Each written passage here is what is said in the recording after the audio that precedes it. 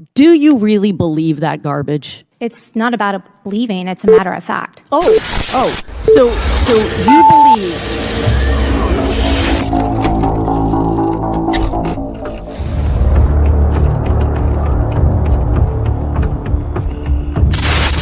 Well, nobody else could make a decision but me because I was the president, and the final decision comes to the president. You know, it's easy enough for a Monday morning quarterback to say what the coach should have done after the game's over.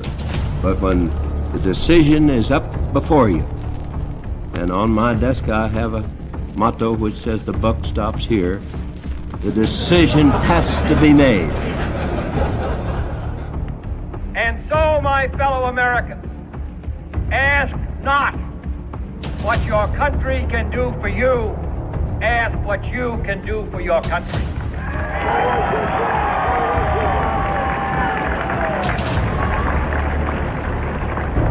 And I want to say this to the television audience. I made my mistakes, but in all of my years of public life, I have never profited from public service. I've earned every cent. And in all of my years of public life, I have never obstructed justice. And I think, too, that I could say that in my years of public life, that I welcome this kind of examination, because people have got to know whether or not their president's a crook. Well, I'm not a crook. I've earned everything I've got. President? Yep. Mr. President, I want to raise an issue that I think you've been lurking out there for 2 or 3 weeks and cast it specifically in national security terms. You already are the oldest president in history, and some of your staff say you retired after your most recent encounter with Mr. Mondale. I recall yet that President Kennedy had to go for days on end with very little sleep during the Cuba Missile Crisis. Is there any doubt in your mind that you would be able to function in such circumstances? Not at all, Mr. Truitt, and I want you to know that also I will not make age an issue of this campaign. I am not going to exploit for political purposes my opponent's youth and inexperience.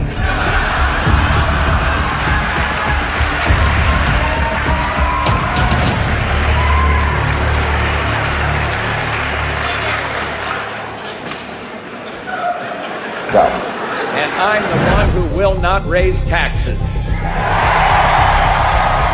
My opponent now says he'll raise them as a last resort or a third resort. But when a politician talks like that, you know that's one resort he'll be checking into. And my opponent won't rule out raising taxes, but I will, and the Congress will push me to raise taxes, and I'll say no. And they'll push, and I'll say no. And they'll push again, and I'll say to them, read my lips. No new taxes.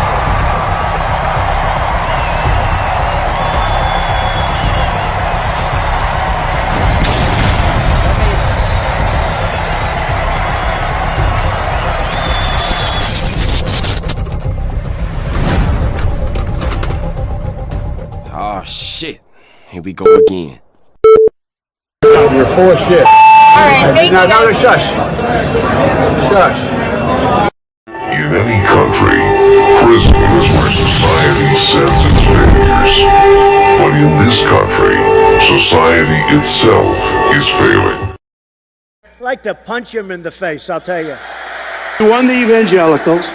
We won with young. We won with old. We won with highly educated. We won with poorly educated. I love the poorly educated. Crazy. Grab him by the pussy. I did not have sexual relations with that woman. Stay shut your mouth, because you don't know what you're talking about. Yes, I did. Hold it, tough guy. I'm not afraid of physical. Hold it. Don't sit there and tell me I'm not. There's an old saying in Tennessee, I know it's in Texas, probably in Tennessee, that says, fool me once, shame on you. You fool me, we can't get fooled again. They're bringing drugs. They're bringing crime. they're rapists, and some, I assume, are good people. Stand back and stand by. Will you shut up, man? Last thing was Olivia Gondak. It says that I wanted to eat her pussy. Olivia Gondak. I've never said that in my life tour. I would never do that. I'm happily married. I've got more than enough to eat at home. Thank you very much. You got to come see us when you come to New York, VP Biden. I will. It's a long way until November. We got more questions. You got more questions, but I tell you, if you have a problem figuring out whether you're for me or Trump, then you ain't black. Okay. I could stand in the middle of Fifth Avenue and shoot somebody, and I wouldn't lose any voters, okay? It's like incredible. I went to an Ivy League school. I'm very highly educated. I know words. I have the best words. We now have a gun on every table. We're ready to start shooting. By the way, maybe you could inject some bleach in your arm, and that would take care of it. This is the same man. Sarcastic. That was, even though they're trying to impeach the son of a bitch. Can you believe that? You believe that?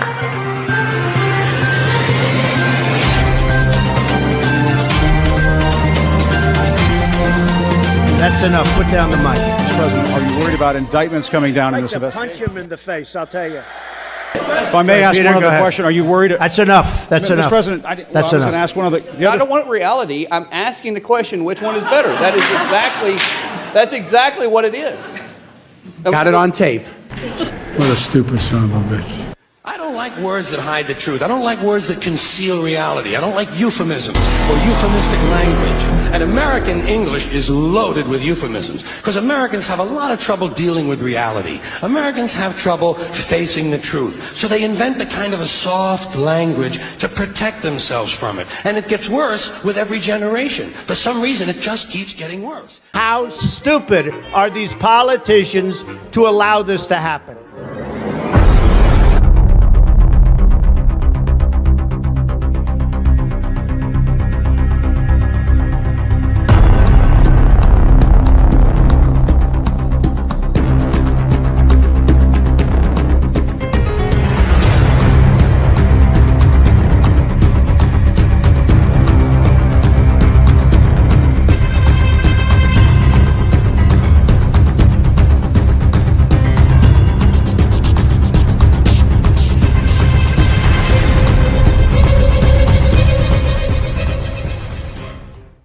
If you want to run your mouth, we can be two consenting adults. We can finish it here.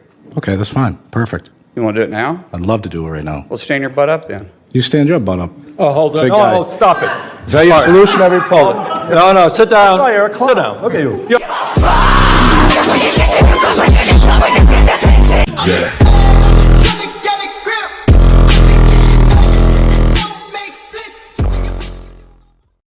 You're saying it's a falsehood, and they're giving Sean Spicer, our press secretary, gave alternative facts. Alternative facts. Alternative facts. Alternative facts.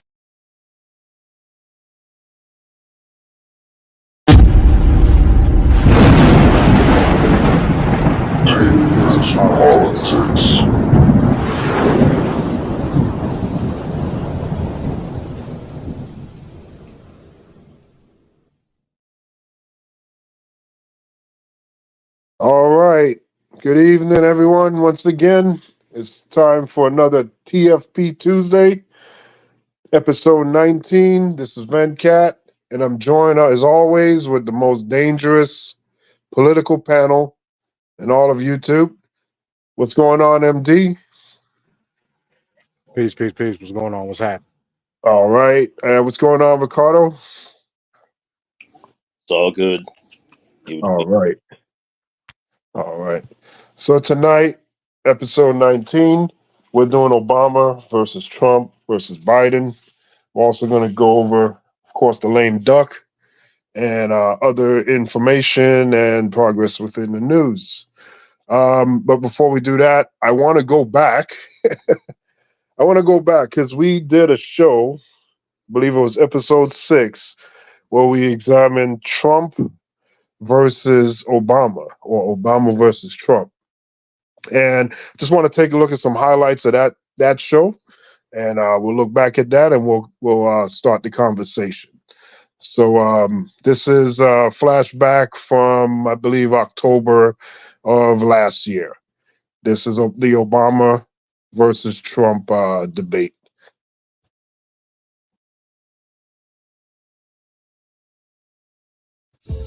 Previously.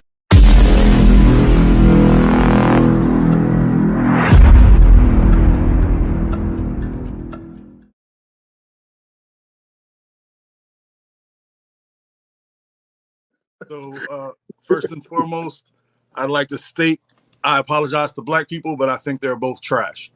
The reason I think they're both trash varies very much, though. I think Trump is trash because he did what most presidents do, which is take credit for what the president before you set up, and then he didn't do anything.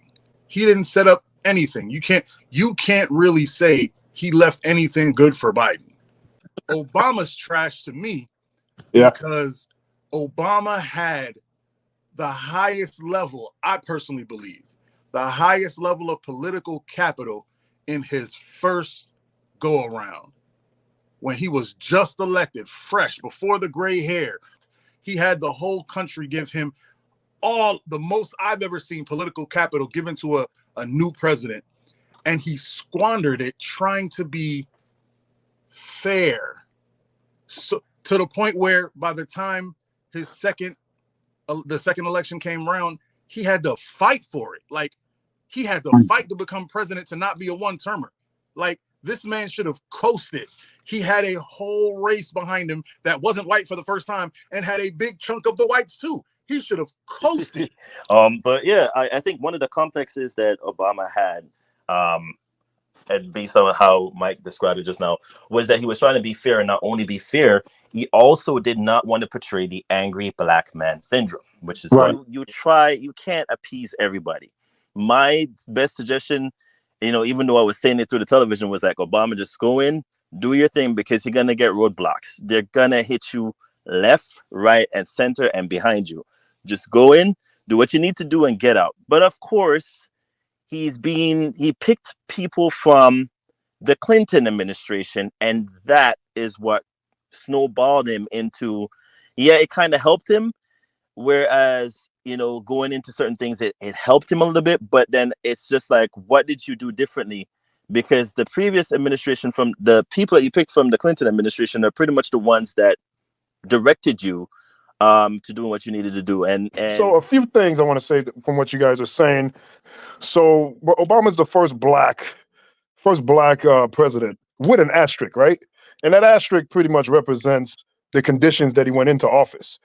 That once he sat down in that chair, no matter what his agenda was, no matter what he wanted to do, he had to focus immediately on the economy. The Great Recession, the worst economic downturn since the Great Depression. He did pass the bill. He did legislate. Unlike Donald Trump, when you look at his legislation, he walked in to office with the biggest hand-gifted amount of political capital. I don't care what you do with it, do something. He did nothing.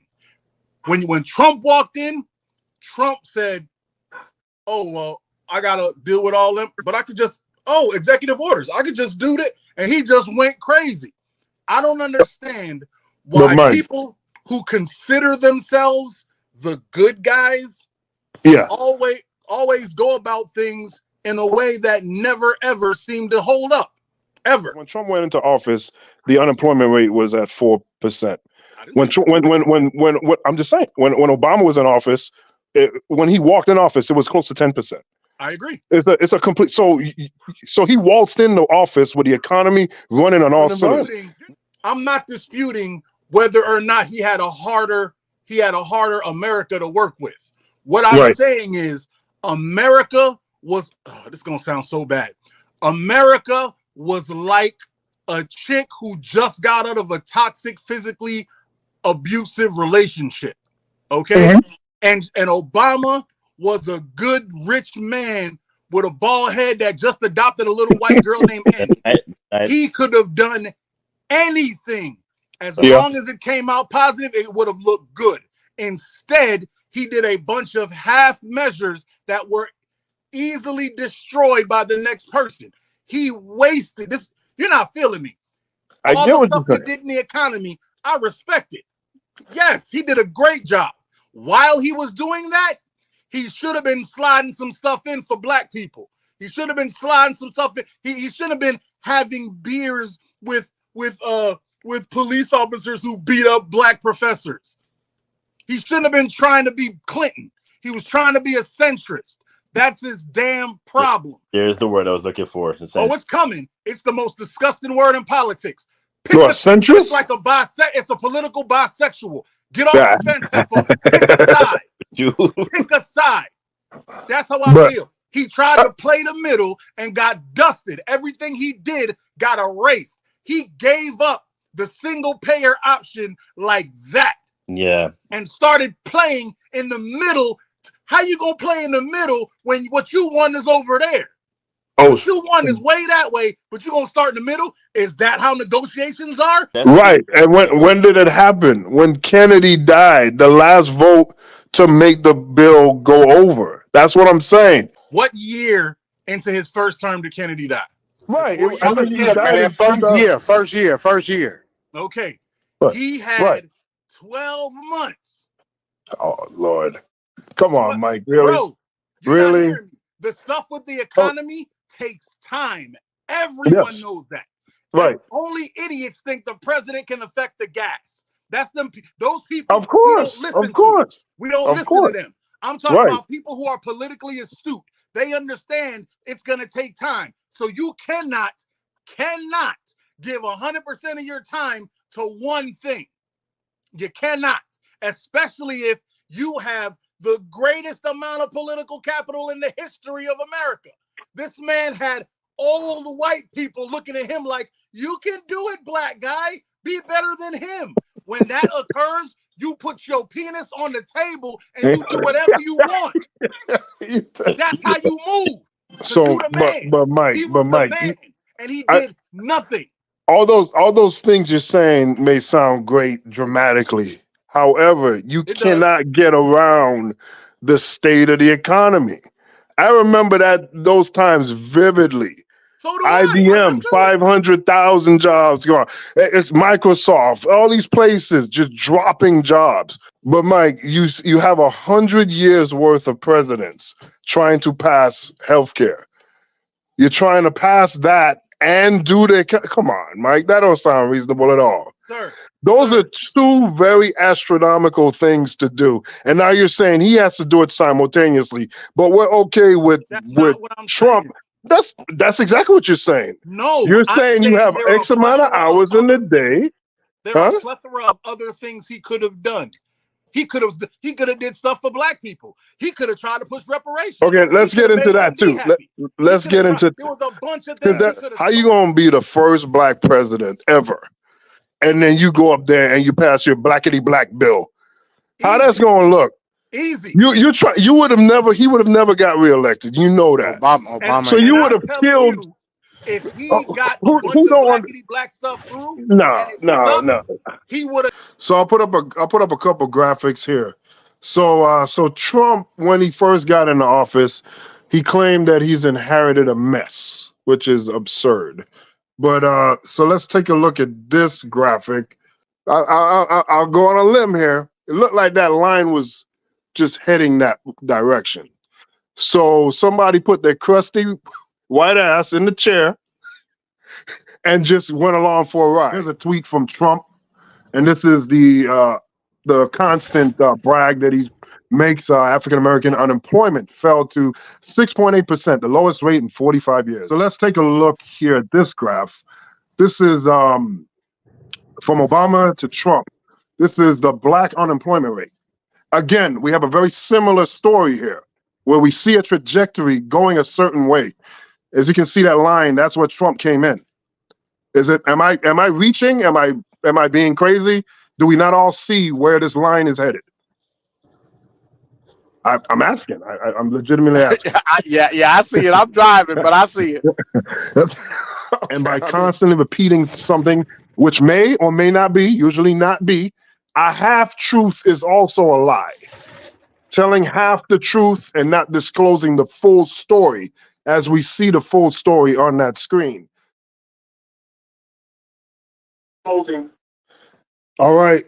So there we go. That's a flashback of the Trump and the Obama discussion from October of 2023.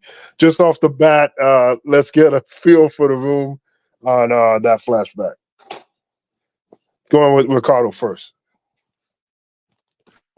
All right, so I'm the first in. Shout out to everybody in the chat. We appreciate the love for TFP. We gotta, keep the political stance going. My stance still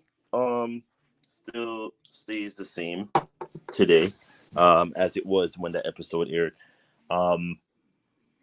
I agree with Mike, because I feel like, yeah, in some sense he could have done more, but considering the fact that you had Mitch McConnell, not Mitch McConnell, but yeah, he was a part of it. But what's his face? That was always cry. We call him Crybaby. Speaker of the House. Can't remember his damn name now. And the rest of the goon squad that was there, pretty much try to roadblock every damn thing Obama wanted to come in and do. And at the same time, he kind of did set himself up too, because you can't be superhero coming into the presidency. Like there's certain truths, half truths and half lies that you'd have to take on, and I feel like he took on way too much at the time. But considering the fact that you were coming out of 2008, 2009 with all that turmoil and the economic hurricane that he faced, he kind of squared off a little bit fairer than I thought he should have. But with that being said, the first term, the second term going in was harsh, because he faced Romney, and that almost ended, like, it could have catastrophically ended him very badly if we look back, because Romney was very moderate and he was gaining votes. The only thing that really killed Romney was those videotapes in the end, and all that stuff. So yeah, in terms of my stance, it pretty much is the same. It hasn't really changed, but it led us to Uncle Joe now, and I don't know where this is going to lead us to for this year, for November 2024. I am still weighing my option as for whether or not I'm going to be voting for him, considering the fact that he said a number of things since last year fall that I don't agree with. But with that being stated, we're on topic here. Yeah, President Obama, it was 50-50 for me with him. I still, in terms of his legacy, I guess history will tell us whether or not he did a fantastic job, or in the first term he did, but the second term was kind of like wavering. So, that was my stance. Okay. All right. And MD, what was your thoughts? Looking back at that flashback, things that were said, your opinion on everything. Yeah, man. Yeah, looking back, that was a great show that we had. We weighed the different policies and the different outlooks on both presidents. I remember saying, in regards to what Mike was talking about the political capital, I didn't put any stock in Obama's political capital, because I already knew he was a centrist. I already knew that. Throughout the annals of history, candidates run on one, maybe two big time policies. You know what I mean? Obama's big time policy, number one, was Obamacare. Number two was, and now this is my opinion, it can be challenged, is DACA. Never did Obama run on anything in terms of quote unquote black issues. So why would I expect that?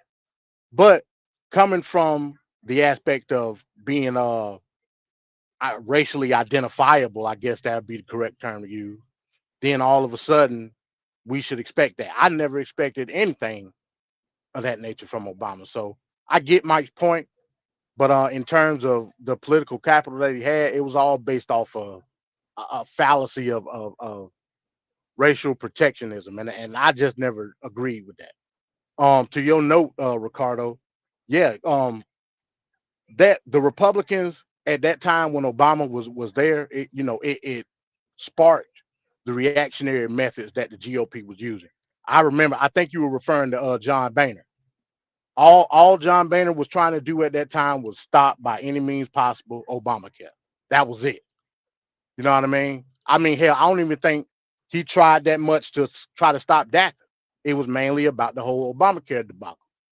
And as far as the economy, I mean, to me personally, you can equate that to what he did for the bailouts in terms of the big markets, especially in the auto worker sequence of things. You know what I mean? And gradually, as a whole, the economy just gradually got better.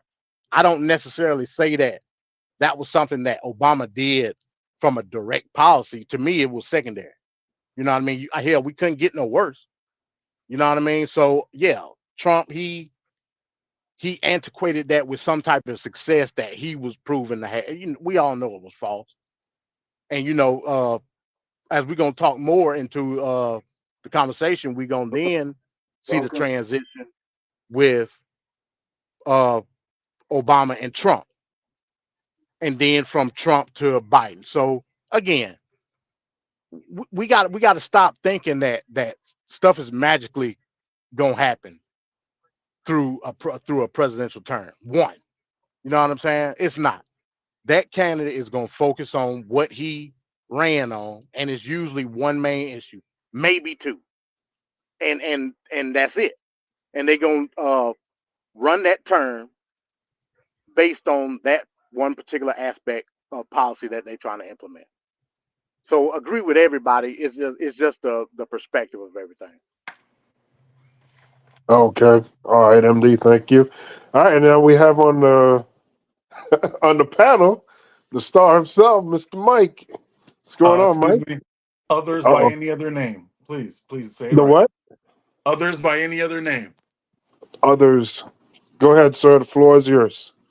First, I would like to attack MD. As expected, man. As I expected. woke up this morning and I just wanted to fight him. I don't know what it is. But no, not really attack. Just he said something to the effect of he agreed with me, which of course means Mike is right. Mm-hmm. But he did have a disagreement that saying that he didn't believe Obama, that people should have felt like Obama would have been there for them. And he ran on a fallacy of, what was it again, the term? No. I said he ran on a specific issue, which was Obamacare. So I never put any projection into him doing stuff for black people. I said Okay. the black folks that voted for him based on uh identity politics. And he never said that, nor And I intended to feel do you. so. And I respect that. What I was trying to say, it got a little chopped up. I think the point got missed, is what he should have done to have a successful presidency. That's what I was trying to talk about. I was saying that this man got elected and brought out every other race. I think all the other races and minorities were like all-time highs for him. Which, even if you're running as a person that could care less about minorities, should automatically overnight shift your politics. If I'm a racist and I hate all Puerto Ricans, can't stand them. If I get elected and I see that I have a 99% Puerto Rican voter turnout for me, I love arroz con pollo. That's my new dish. Every place I go, I got some plátanos. Just common sense wise, you're supposed to move in that direction. Obama saw that he had every single non Herman Cain black person in the country on Team Obama. You had thugs walking around with them stupid little buttons. Yes, we can. You feel me? Hope. You had gangsters wearing shirts that said hope. The audacity. You feel me? Ain't nobody in the hood believe in hope. They believe in Glack and gats and glocks and bullets. Care about no hope. These fools, he had a certified person who sings songs about selling so much cocaine that he is known as a fictitious man made out of snow. This man made a song called "My President Is Black." And they played it at when he won. If you see that you have this much, not just political capital, but this much force behind you. If you guys watch football and you watch the pathetic Philadelphia Eagles and they had that little stupid play called a tush push, he had America doing the tush push. They were behind him like, go. We so sick and tired of the Bushes. You can do anything. Please just do something. And the first thing you could think of is I'm going to sit down and get bogged down by stuff that I know the Republicans hate. It doesn't make sense to me. It's as if he did not have a plan to be president. It makes me feel like he wanted to try to be president because he was like, man, I mean, maybe I run now and then later on I could try to get on the ticket and maybe I could be a vice president. Like it didn't seem like he was ready to be president. And then everything he did after he became president, he was trying to catch up. That was my problem with him back then, and that's my problem with him today. And I mean, remember what I say. There's nothing more important than knowing Mike is right. So, Mike, real quick, Van Cat, let me push go back on ahead. that just a little Yeah, bit. go Just ahead. a little bit. Yeah. So I hear your point saying, you try to identify with your constituents, right? I get that. That's honorary. But I That's would common argue, sense. well, I get your point. I would argue that he in fact did identify policy wise with one demographic of his constituents. Remember, when he was running in that debate, he said he believes marriage is between a man and a woman. Yes, he did. Once he got into office, that rhetoric changed. Yep, that stance changed. And he fought to get Congress to push federally same-sex marriage hard. But that's what He did a 180. That's what Biden influenced that, though. Biden influenced that. That is true. I mean, I'm just telling you what the man said. You know what? I hear you, and I respect what you said. But I'm going to say this. When you get a vice president, when you're trying to become president, you get a vice president that's supposed to cover your flaws, right? That's what that person's there for.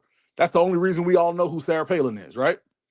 He was there to cover up Mr. Arms Don't Work. Well, he's dead. I ain't going to make those jokes. But anyway, that's the reason you get a vice president. They're supposed to cover up the issues that you have. And we can see Russia from our house. Yeah. I can see it from my front porch. All right, but I'm sorry. But if that's what Biden's job was, to soften him up with the LGBTQZYX plus minus to the third power, whatever. If that was his job, then Obama's job was black people. Because check this out. It's a lot easier to get people that you're a part of to join. If two things. Number one, if you black and you got black people excited, use them. Because black people don't get excited in this country about a lot of things. They don't. So that was a failure on his part. Whether he went, and I'm going to tell you, and the second point, the reason why what you said is stupid to me, not what you said, but the fact that what you said is true, is because anyone with sense knows you cannot hang your hat on the LGBT community. You cannot. Why? I'm glad you asked. Because the LGBT community, more than any other community in politics or in anything, are not a monolith. Because there are Republicans in the LGBT community. There are Democrats in the LGBT community. There are people who think politics are stupid in the LGBT community. There are white males who think they're women in the LGBT community. There are black black women who think they're males in the LGBT. There are Puerto Rican men who think they're cats in the LGBT community. There are people So who walk around. are you saying that black people are monolith then? No, because it I seems like if was you're, just about to say that, Van Cat. Yeah, that's what he it ran sounds through a like. brick What wall you're on that. saying. See, this is why I need a mute button. If you rewind and listen to what I just said, I said more. I didn't say there's no such thing as a monolith, but the LGBT community are more not a monolith. I don't know what the word is. They're way more diverse of a base because Mike, no, hear me. Black people okay. all have something in common. Puerto Ricans all have something in common. They all have something culturally in common. White Yeah. people, sadly, LGBT community is a bunch of people from other communities that the only thing they have in common is they identify with what their genitals do. That's it. That's No, all. That's the they only. also identify Yeah, I with disagree. they also Yeah, you, identify with all the hate sir, and sir, disgust from the general sir, public that doesn't agree with sir. them. So that You is a That's can't the whole unifying identify point. with thing. hate. That's the You whole can't point of identify politics. with hate. You can't The, identify with the, hate. Identifying is something that you as a person see yourself as. I'm talking about this is a whole community who put themselves together Mhm. about their genitals. I'm not trying to be funny. I'm not trying. I know it's about to sound funny. I'm not I, trying to be funny. Everybody in the LGBTQYZ whatever community, they're talking about what their genital does or what they feel about what their genitals should do or what they feel about where their genitals should be. That's what they're doing. That's what but that they're is. still a demographic, though, Mike. You can't take that away. See, Sir, here's the thing. That's I a get, huge that is insane. identifying quality of that yeah, community. Lord, and it's I I'm That get not doesn't what you're make what? saying, sense what Mike. you're saying. I get what you're saying, Mike. I get what you're No, I saying, don't think but y'all do. I don't no. think y'all do. I 100% Well, understand what please you're tell me saying. what I'm But saying. what I you would don't love to hear it. understand is Tell me what I'm saying. based on them not being a monolith and them being from different cultures and et cetera, you focus on the commonality that brings them together in order to garner their vote. That's the whole point. Sir, Obama and did that with oh my same-sex marriage. Jesus. This is Why what would he this do that proves with to me. black people This when proves black to me that people you're not listening. already vote over 90% in the Democratic Party at that particular time with Obama? Why would he do anything? He don't need to This do nothing. He got them Exactly. this already. literally proves to me that y'all don't listen. This proves to me that y'all don't listen. The other This issue literally proves it's is like I'm that talking to blacks a are girl. not a majority in this country. We're What? actually a minority. Blacks are not a majority in this country. Nobody said blacks were a majority. Are you got So then, why you know would you what? put all your balls? I Yeah, mean, why yeah, would you I'm put not all your arguing Did balls? that. anybody hear me say put all your I I heard said he exactly what you had. said, Mike. No, Nah. you didn't, because you answered questions I didn't ask. So I know Mm. y'all didn't hear what I said. But Y'all heard what Mike, you wanted to hear, so you your come back and argument something. is to That ain't what cater I to said. the black community and to do these specified bills for that.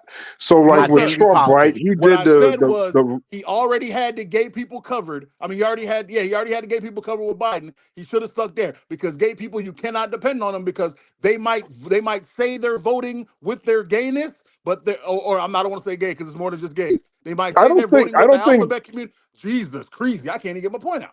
But, Y'all killing me. Mike, I'm just saying, I don't think that Biden was known to be like a I pro-gay. did. Oh Lord. I'm just saying. You said he All already right. had that Hey, covered with y'all go Biden, ahead. Y'all go but ahead. Y'all go ahead. go No, ahead, Mike. Go ahead, Mike. No, man, y'all go ahead. Yeah. But no, as soon as you start talking, I'm jumping in with some bullshit. As soon as you start talking, you're gonna be like, No, my name is Van Cat. Your name ain't been Van Cat, it's 92. I'm gonna talk all that bullshit. No, Can no, I finish my point, please? please finish up, Mike, Thank because you. go ahead, Mike. I Thank you. want you to step on the rake. Go ahead. I don't care. I like rakes. They're wonderful. They get up tree leaves and all that. So, like I'm saying, this is a community of people who, though they say they vote together, they don't. And guess how you see it whenever they have a something that's supposed to be big on them. Unless it's like a hot button issue, they don't vote together. I don't believe it. When it comes to it, the white males, they go back to being white males. The Republican males, they go back to being Republican males. The black women, they go back to being black women. They only come together for that little thing. That little thing that is important to them. Once it's not that and it's back to regular issues, they go back to being what they are. That's why I'm saying you cannot focus on them. You're going to catch them in other places. You're going to catch the black gay, you're going to catch the black trans, you're going to catch them in black issues. So I'm not giving all my political capital to the gays. That's what happened to Obama. He gave it all to the gays, and the black people were like, nah, he don't really he don't give a damn about us. And the Mexicans were like, nah, apparently he over there with them. Say I ain't messing with them. And the other Spanish said the same thing, and he lost everybody. And then the whites came out and was like, we told you he ain't no real nigga. And then boom, it was all over. That's what I'm saying. I'm not saying that they not hated on or whatever the hell y'all went. I'm saying they are the least, they have the least commonality. The only thing they have in common is how they feel sexually. And as soon as the issue is not about the sexuality, they go back to being something different. That's what I was saying. I'm done. Please continue. Okay, all right. I agree 100% with everything you Of just course you said, do, because Mike. I'm right, nigga. All I'm saying is, at that particular time, we talking about Obama now. At Right, that particular time, there was a commonality that they were voting on, and it was same-sex marriage. That's all I was saying. right. One thing. And then they can go their separate ways. That don't take away from the fact But that they Obama formed didn't. I'm Voltron to sorry. do it. That was funny as hell. First of all, that was hilarious. My problem isn't that they can't form. My problem is that he stayed there. If we go back and look at all the stuff he passed for gays, look at all the stuff he passed for and I keep saying gays, the stuff he passed for the LGBT community, it's magnitudes of stuff over what black people got. And black people were his base. I know he feels like, well, they ain't going nowhere, but guess what? They might not vote for Republicans, but you know what black people good at doing? Not voting at No, all. no, And I that's what the agree. hell they did. That's what happened. It went from 90% turnout to 62. Because that's what happens. And that's my problem with him. But apparently, hopefully the people in the audience or in the chat heard what I was trying to say. Y'all go back, Vacay, go ahead and tell me what I was really saying. If I kick you in your ankle. This is why you have to have Mike on here, Yes, man. we do. I mean, No, that I'm perspective is combative. valuable as hell. It's not only entertaining, but you need to hear that perspective, and it makes for great conversation. Do y'all I feel don't me see though? why you don't see why you need to be on here every week, man. I'm literally in the middle of doing homework that is due by 11:59. I'm trying to be a beacon for my daughter. So when she goes to college, she goes, well, my daddy got, whatever degree. So I gotta have whatever degree too, because she gotta take the family to the next level.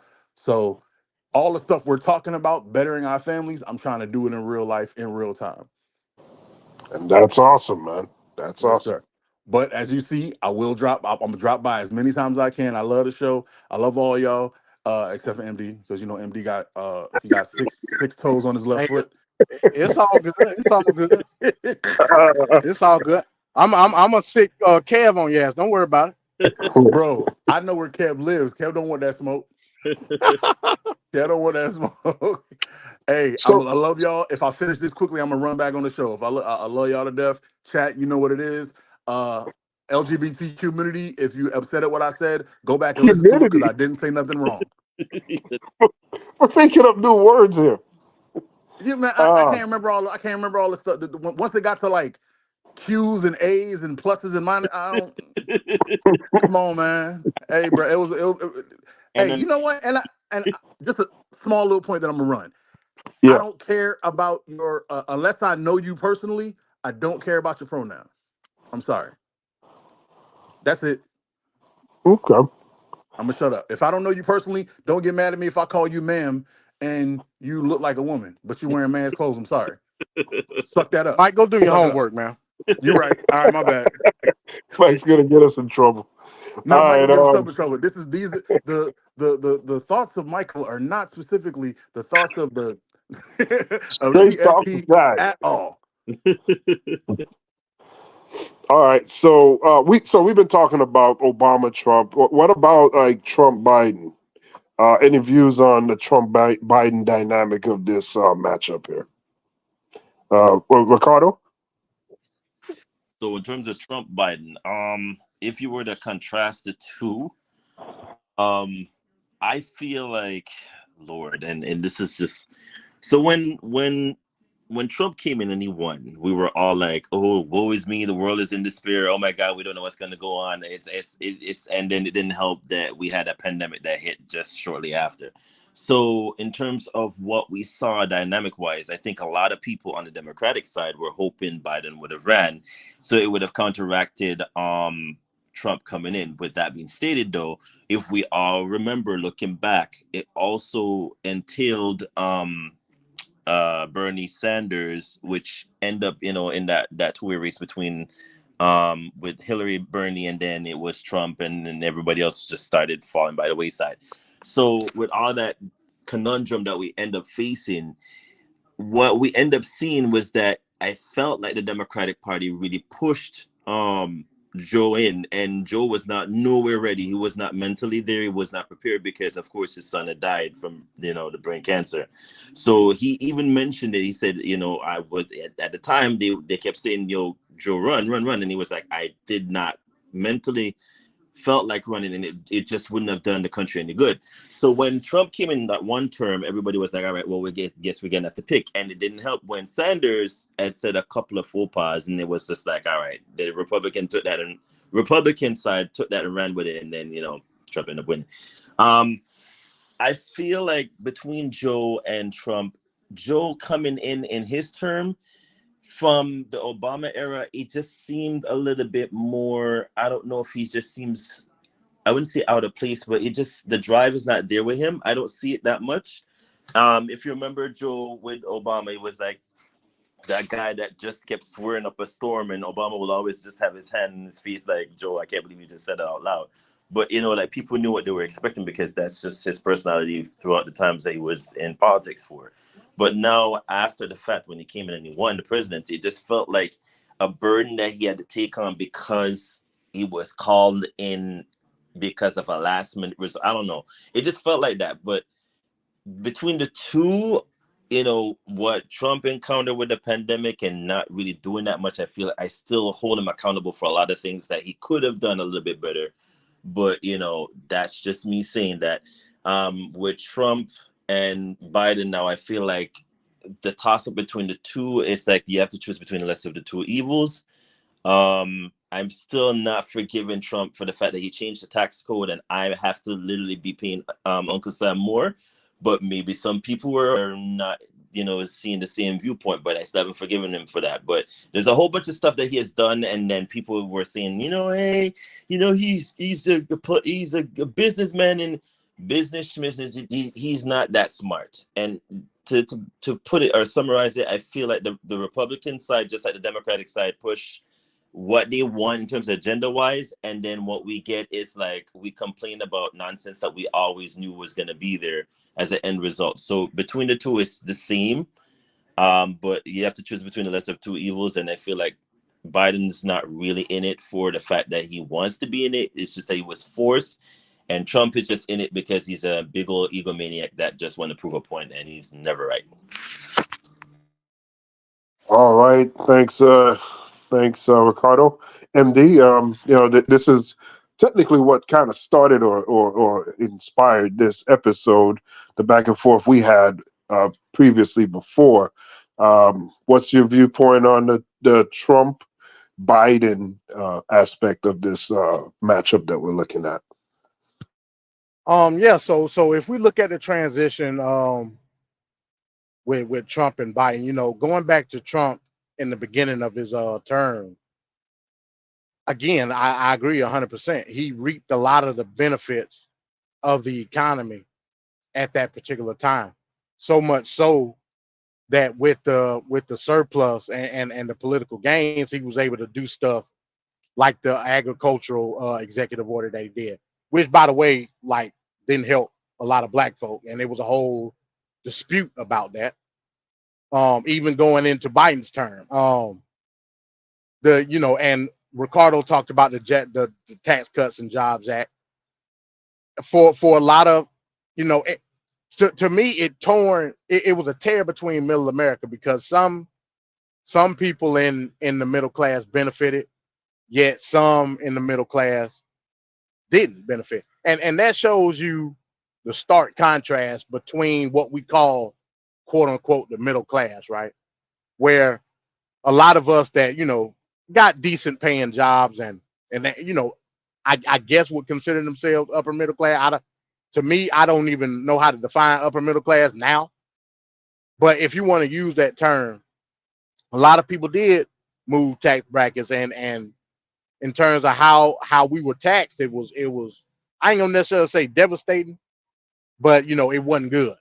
Whereas some people that consider themselves middle class were able to benefit off of that. So I think that's where you get a lot of the nationalistic view of Trump's presidency and why a lot of people feel the way they feel.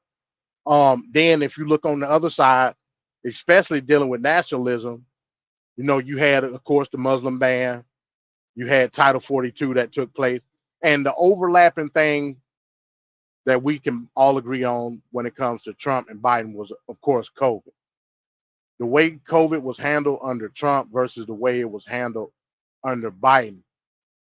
Not only did it seek division, but it coalesced a certain aspect of how we view, I guess you would say, freedom, right?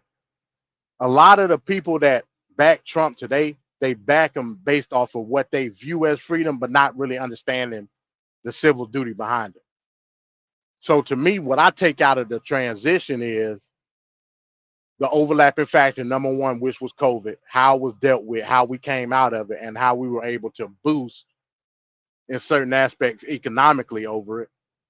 You know, there's always going to be debate on how it was handled in both terms. You know what I'm saying? You can't deny the fact that coming out of COVID, we start to see an uptick economically in Biden's reign in terms of his presidency.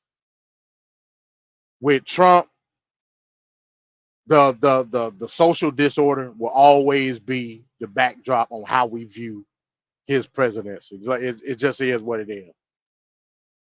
Can we stop, I guess, a perspective of how we view nationalism as it pertains to Americans versus how we can view Biden's presidency in terms of a progressive outlook is ultimately the factor to me.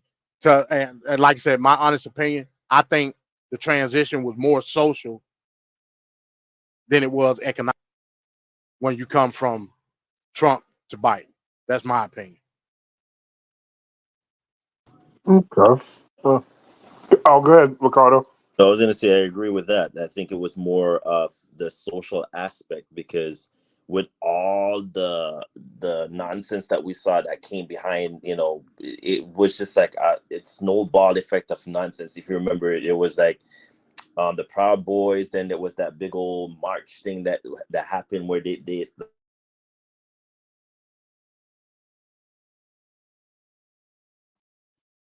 Ricardo, you there? Oh, I thought that was me. No, see, mid sentence, he seemed to cut off. Oh, okay. I don't know. He may have got a call. I don't know. There we go. A lot of people are not going to look back and say, "Oh, you know, a fantastic job in the social aspect of it." It's more like he did they're going to probably think about the business thing because he was from the business side, but I don't think he really did that much social, economic, socio. What's the word I'm looking for here, MD? He didn't do so well when it comes to like socio-economic. Yeah, he do so well with that, and it's now that's what's going to affect him in November. And I think the Republican side betted too much on certain things that no one really cares for. So that's going to be the problem. Yeah. See, people look at, like, going back to that graph that you showed, Venkat. A lot of people look at that and see the record low unemployment rate, the increased wages. They look at that and you know, stamp that on Trump. I would argue, how was Trump able to affect the economy in such a short amount of time? I never get an answer.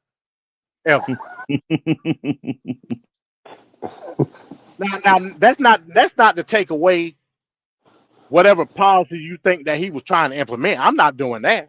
I'm just saying is, show me within 4 years what policy was able to impact unemployment and wages to the point where we're talking about record low unemployment, record low at that particular time. And also, it was under Trump, right? And also, how you going to do that with not passing any legislation? Exactly. That's why I asked. Show me the policy. Show me the policy. Yeah, because you can't rubber stamp everything. Because those can be reversed. Executive orders can be easily reversed, and they're not as binding. They don't stick. But how many times did the Republicans voted to get rid of Obamacare? It was over 60 plus times. Obamacare is still here. Right. And actually, it was. And a matter of fact, it was so the biggest and most satisfied users of Obamacare to this day are Republicans. So it's weird, but they don't know about it as Obamacare. They know about it as the Affordable Care Act. And let's just put one thing in perspective here. I think the Affordable Health Care Act, which I can't, it's for whatever the reason, I'm not a fan of the name that they gave it, was the Obamacare Act. But the Affordable Health Act could have done wonders had they just kept the damn friggin' public option in there to begin with. That was the whole point of why we went out and did all these town halls and whatnot. And people told them that's what they wanted. And the Republicans then said, oh, no, we don't want it in there because so-and-so. Had you just left the damn thing in there, we would have been fine. We wouldn't have no issues. But then again, everybody's opinion is going to flip-flop on that. Could you imagine if that was there when COVID hit? I mean, we're already troublesome with healthcare as is, but now you have something like COVID hitting. We would have been able to handle that better. But alas, that's not what they wanted, because the fear mongering kicks in with right. Comes with socialism, and it comes with this, and you're giving people the option. I mean, there's no better word that comes to the term. Option is there for you to choose from.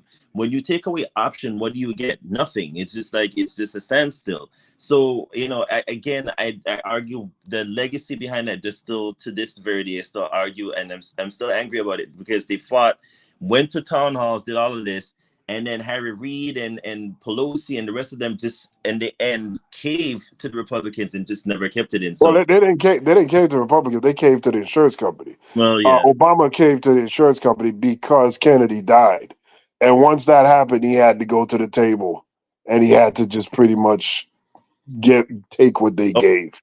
And there was because the ball was in their court heavy. Yeah, you're right. So I mean, that's the frustrating thing. If that guy could have just lived 1 month longer, they were a week away from voting. This is how close it was. But why is it? Oh my God! Why does it always come down to like somebody, like the roof died, and then it's always like that somebody ends up dying just one day, but like always some post. Very true. Jesus. Very true. Let me ask a quick question before we move on. Because my right wing kick in every now and again. So, let me ask you, and I'm asking honestly, right? In terms of the public option, do you feel as though, I'm talking about both of y'all personally, do you feel as though if the public option was implemented when they were going at the table with Affordable Care Plan, do you think that there's a possibility, or would there have been a possibility that the public option would have been, I don't know, I guess you would say taken advantage of, in the sense of how we view what Senator Kennedy's intentions was? Taken advantage of by who? Companies or individuals? Or corporations? Individuals. Oh, I'm sure that's always. We saw the PPP loans, how that worked. The Lakers applied for the PPP loan, and they had to give the money back because it was so embarrassed once they got exposed for doing it. But my God. Right. Yeah, I mean, that's just human nature, especially in this country, in this capitalistic society. Okay, all right. I was, like I said, I was just wondering because I didn't want to, like me personally, it hypothetically, if I was in Congress, would I have voted for the public option or fought to keep it within? Probably not. The reason being is because of what you just said. Now, could there have been regulations put into place or make something compulsory to where it would have been heavy like punishment for it? Then yeah, I can see that.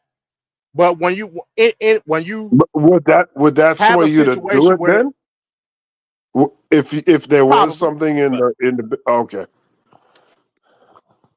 Probably, yeah. If it was something that was there that says, hey, look, if we catch you doing something fraudulent within the public option of, okay, your ass is going to jail, then maybe I would have, okay, I can, but that's where you know what I mean? Just like you said with the PPP stuff, that's where it's kind of like, like how do we keep this where it's on the up and up? You know what I'm saying? That's all I wanted to say. Yeah, a lot of government programs and things always have these issues where it's not efficiently executed or ran. Some of it, I'm suspicious on it from the get go. I think that there are people in government that are legitimately trying to make government look bad and inefficient. I feel like that's their job to. Yeah, how you gonna run for Congress or the Senate and say government is evil, government is bad, government is stupid, but you're running to go into government and you're not trying to make it any better because you're voting against everything to try to help the situation. So what is your true agenda? So I was thinking about that, like these people that are in government that are just constantly, and that's how the public gets so distraught with things because it's always these multiple battles for every little thing. You get an inch move and then you see something bad happen. You see all the corruption, you see the lack of accountability, you see all these things, and it just goes into people's mind as it's not, it doesn't matter. And then behind the scenes is all this tragedy is happening that we're not fixing. But let me ask MD as well. How do you feel about them that are in Congress and in the Senate having free healthcare, but the rest of us Americans don't? Because that's the best healthcare, not just free. Right. It's the absolute best healthcare that you can get. No sense to me the arguments that they kept coming, and I kept looking at some of these people that were like, "Oh, I'm gonna be voting for." I'm like, do you not know that moron has like healthcare free healthcare that you don't have? Like that's the thing that you should be worrying about. You're worrying about things that don't even make sense right now. Like if you got injured or something happened to you on your behest, you are not gonna get the same treatment that they're getting. So why are you then arguing?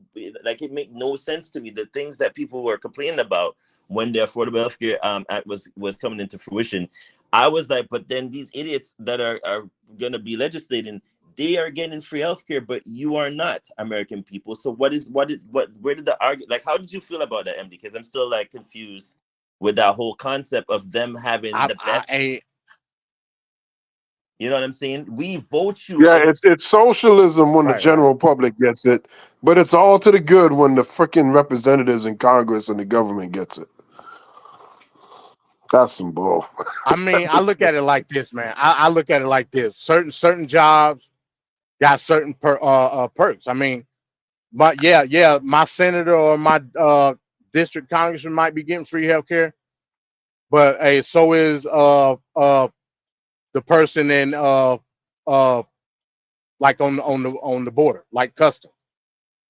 So is a federal agent, so on and so forth. It goes with the job. You know what I'm saying? I can't. Who am I to complain about certain perks of a certain position when I'm No, I'm gonna afforded complain. an I'm gonna opportunity? complain all day. Yeah, MD. But I'm afforded an opportunity to also have a federal position and get them same perks. I just chose not to do it. So I mean, to me, like that's minuscule. That to me, that's No, minuscule. I it's mean, not because those positions you speak about, they're far few and in between. They're very limited and they're very they highly are. coveted. And the damn So that's not really going to work for the general. If you don't have everybody, but there should be more opportunities to get, and it just isn't. It's just small amounts of people getting highly coveted perks, pay, and all that, and then the rest of us, we just work till we die, pretty much, and that's it. So now I must challenge you, Van Cat. Is working Go for ahead. the federal government a highly coveted position? If you have to choose between the federal government and other the jobs in the economy, a lot of jobs in the economy are horrible. I saw 3 years ago they wanted a bachelor's degree at $13 an hour for one of the most, for a highly skilled job, and they want $13 an hour, bachelor's degree, and all that stuff. That's ridiculous.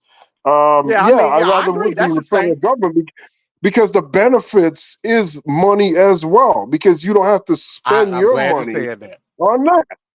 So it's even more. You're making even more money. Yeah. So Okay, so all I'm saying, I'm not disagreeing with you. I'm not disagreeing with your point. What I'm all saying right. is that the opportunity is there. I mean, even if you want to break it down to the most minute position, being in the armed forces, I mean, you also have free healthcare. Quasi, let me say that, because I mean, the VA is another animal all in itself. So, MD, so do you But feel? to your point, Mm. huh? No, I was gonna say, do you feel though that So yeah, I was just making the point. because I've always been curious about like somebody else's opinion in regards to that. Like, do you feel then?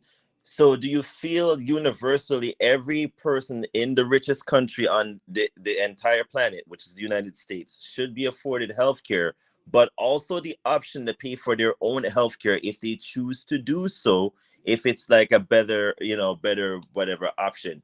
Like, don't you think that would be a little bit more generous than saying like, only the people that I vote into power should get like free healthcare or the best? Like that, to me, it's like you can't have your cake too. It's like everybody should be allotted the free healthcare, and then if you choose to pay for better, choices out there, then go ahead. You could choose that because you could pay for it with your own money, but at least give the common person that it's not allowed to free healthcare as well. So at least everybody benefits on the social economical scale. Like, do you feel that's a stance that everybody could stand on? Or it's the capitalistic thing that See, socialism. I believe in reverse. I believe in reverse. I believe that if you're able to afford whatever tier system of healthcare that you can afford, that's that. If you're not able to afford any healthcare, then I think, based on our mixed economy, that's when the government should kick in terms of Medicaid, Medicare, so forth. I believe in the system that we have now. Now, do I believe that I do not. A it lot of people the are dead limitation? because of this system. You ain't let me finish, man. Let me say. I was gonna say Okay, that I go do ahead, sir. believe.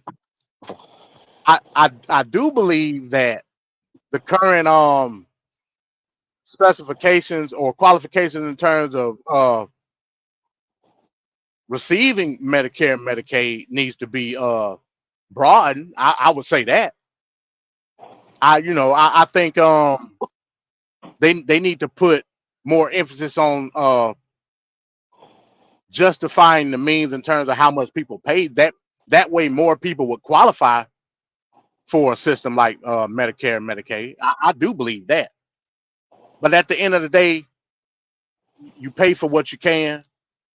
If there's something that's needed, I think that's where government should step in.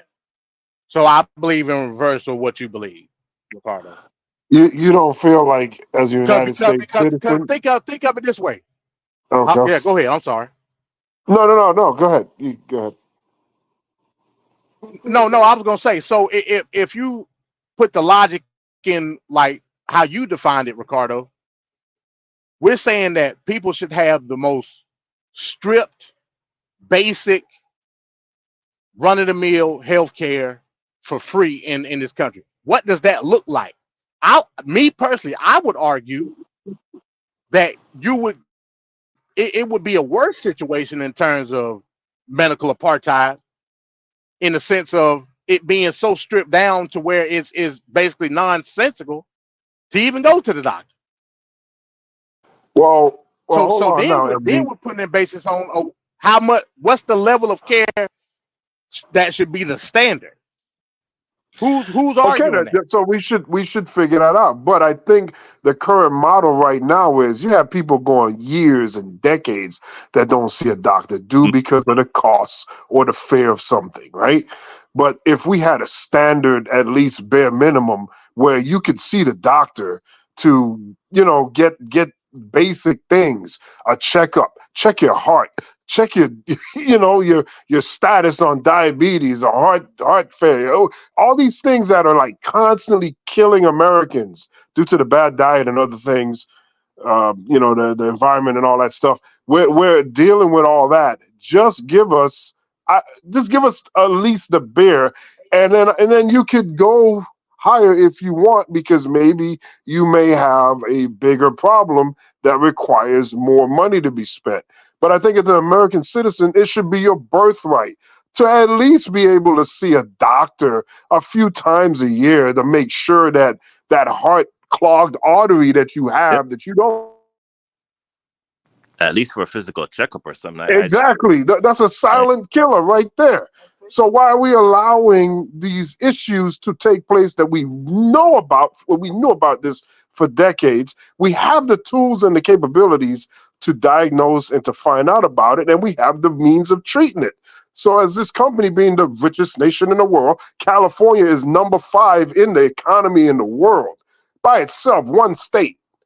How the hell can you explain having all these deaths happen for no reason? It makes no sense. And the insurance, and again, United States is the only, world leading country that is first world country that is doing this to their citizens, where they're not being able to see basic health care without paying astronomical amounts of money. Now let me had ask my one more issues. question. Let me have Go one ahead, more Chris. question, then I'm done. I'm done after that. We can move on. Yeah. So first, let me say a statement. By basing it off of a standard, whatever that standard may be, you're creating or you're enhancing the level of altruism based on the haves and the have-nots. That's an entirely different argument. We ain't gonna have that right now. We can get into it some other time. The question is, how is the medical professionals going to get paid? Are they going to get paid through the insurance companies by way of government funding, or are they going to be essentially federal employees through this quote unquote universal healthcare system? In your Well, opinion, I know if you were president.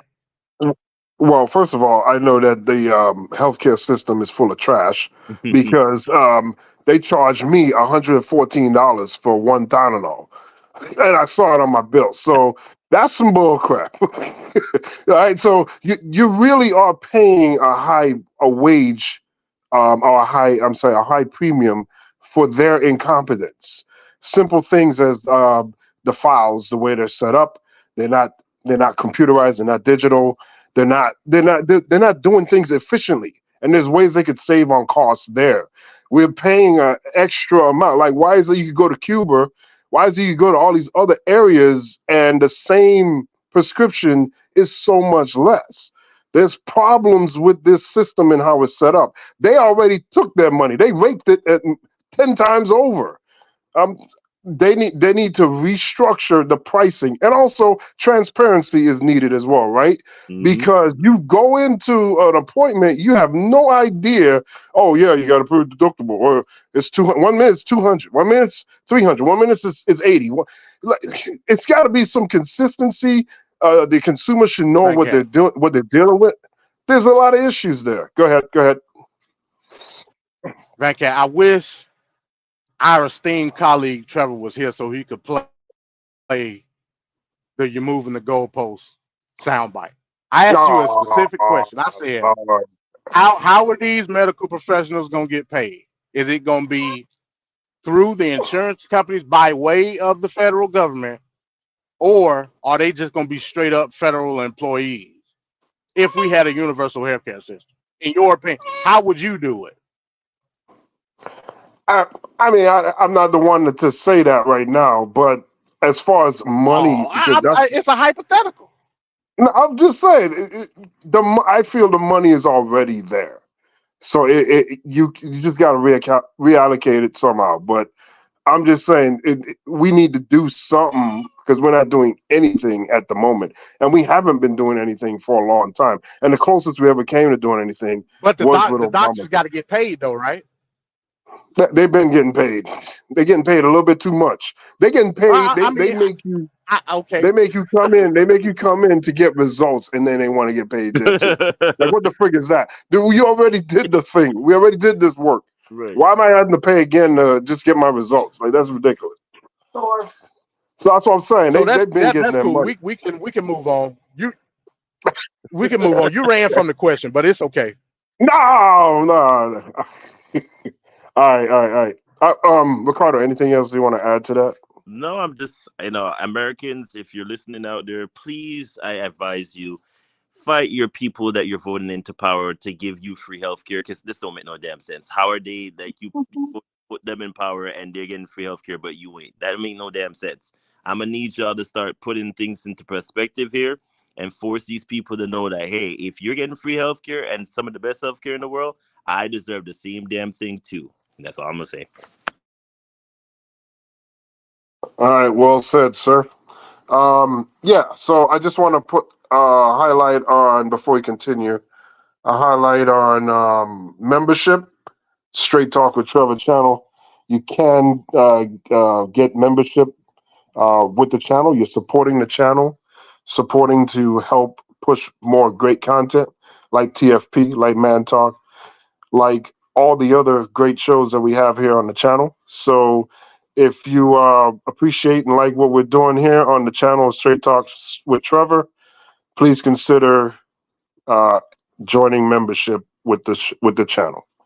All right, so we're gonna move on now to Donald Trump. There's a lot to say about Donald Trump, and he's had a hell of a week. He did win his primary, and he's been feeling good about the primary for a while. But he's also had multiple trials, and in one trial, he's already lost that trial, and it was all about the amount.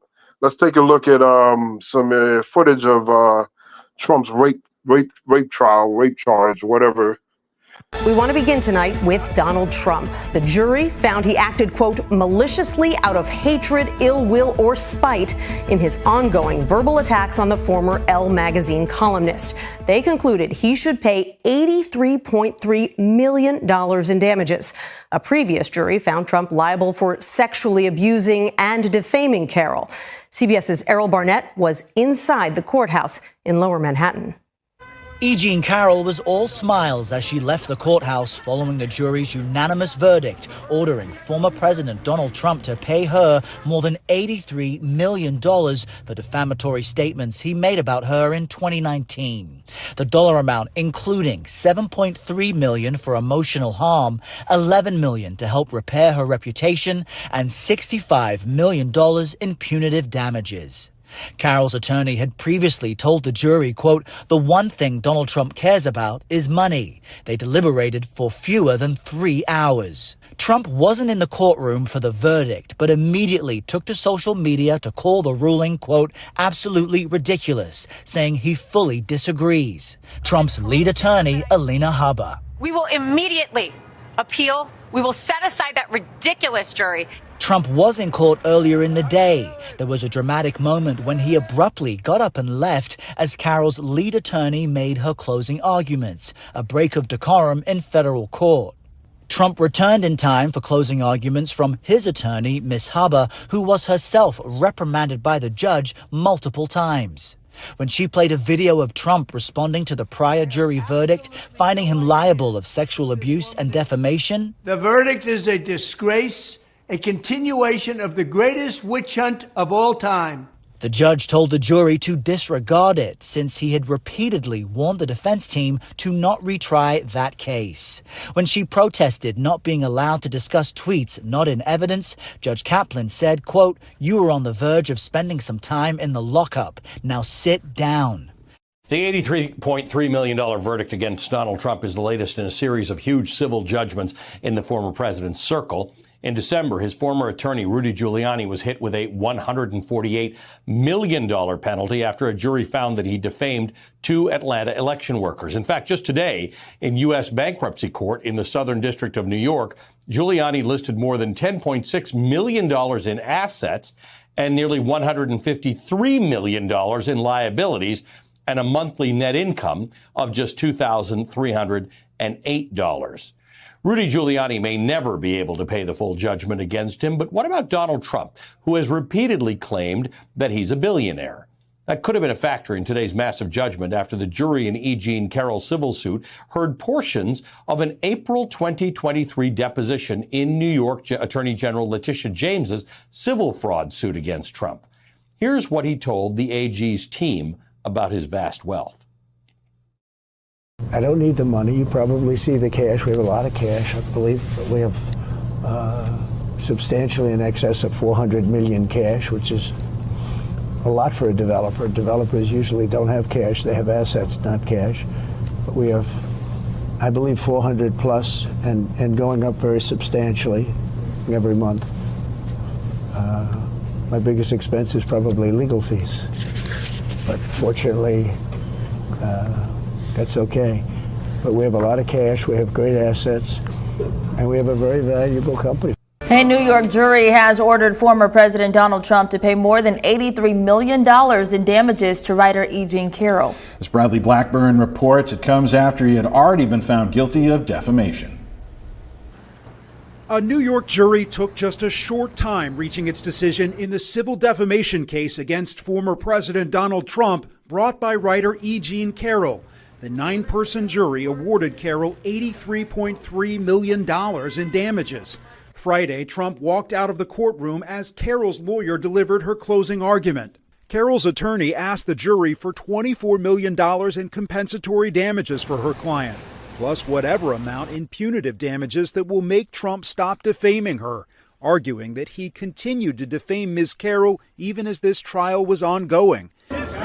In a related lawsuit last spring, a different jury found that Trump sexually abused Carroll in the mid-90s and held him liable for defamation, awarding Carroll $5 million. All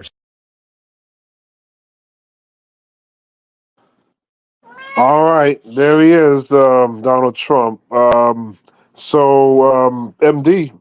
what do you think about Trump's latest, I guess, legal court battle loss?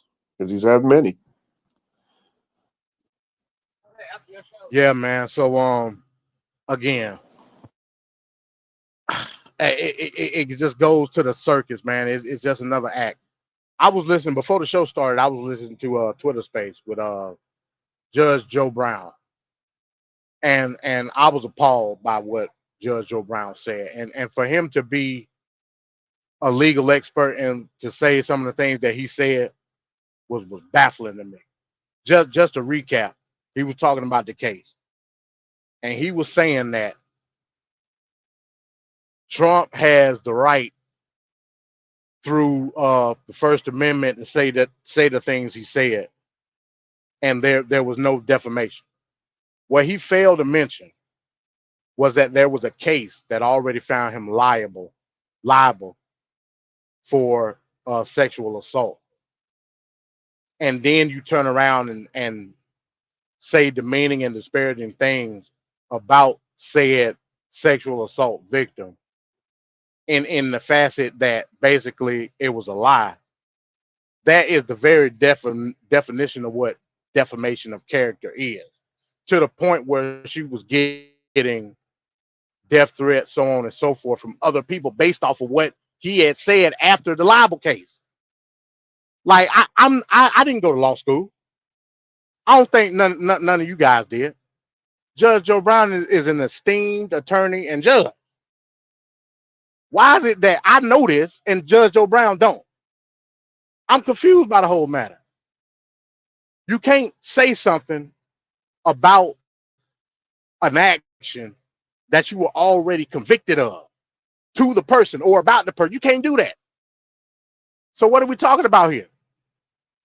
This whole thing it goes to show you the fuel that the MAGA maniacs use in order to press their agenda on how they view this whole campaign.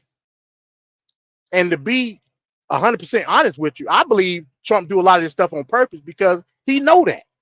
He knows that if I do this said action, that's going to get me in trouble, regardless if it get me in trouble or not, it's going to bolster the base. And that's all he give a damn about. That's the very definition of a narcissist. Like this is baffling to me. All he had to do, okay, I got fined liable of sexual assault. Whoop-de-doo.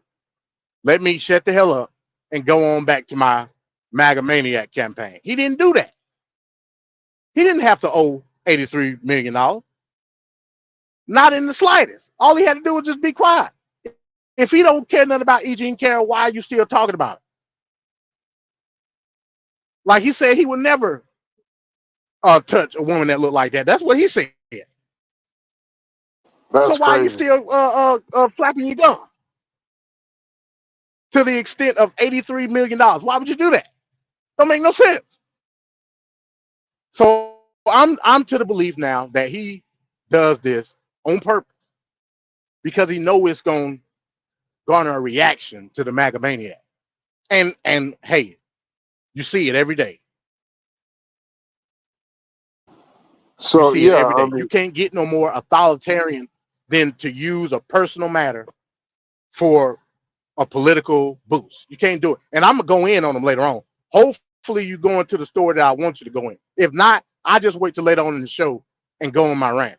Because this just is another example of why I'm to the point now where I'm over it. I am over it. But we'll see. yeah, I mean, you got a guy that's a former president that is currently running for president that's raped a woman in on it's on the docket that he has raped her. He's lost the case. He's already been convicted. He's literally a convicted rapist. And he's running for the president. He's the number one choice in the Republican Party. That is insane. That is like Bill Cosby being the nominee for the Democratic Party right now. Whatever. Ricardo, what do you got here for this? Hey, when you get a chance, Van Cat, look at Trevor's question in the comment.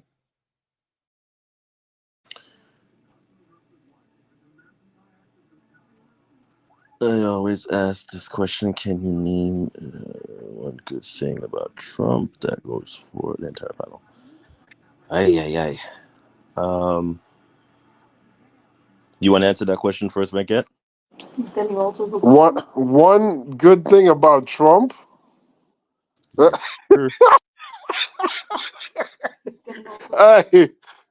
can't wait for that nigga to die, but whatever. That'll be a great day. But I'm sorry, man. This guy is a toxic cancer in society, and the longer this stuff goes, it just gets worse. If you had to say anything good that's not a knock on him, yeah, he can be, he could talk. He has a mouth that, he could be funny at times. And, a lot, even like I watched the video of some MAGA people. They're like, yeah, man, I would like to just sit down and have a beer with him and just have, that's his thing right there.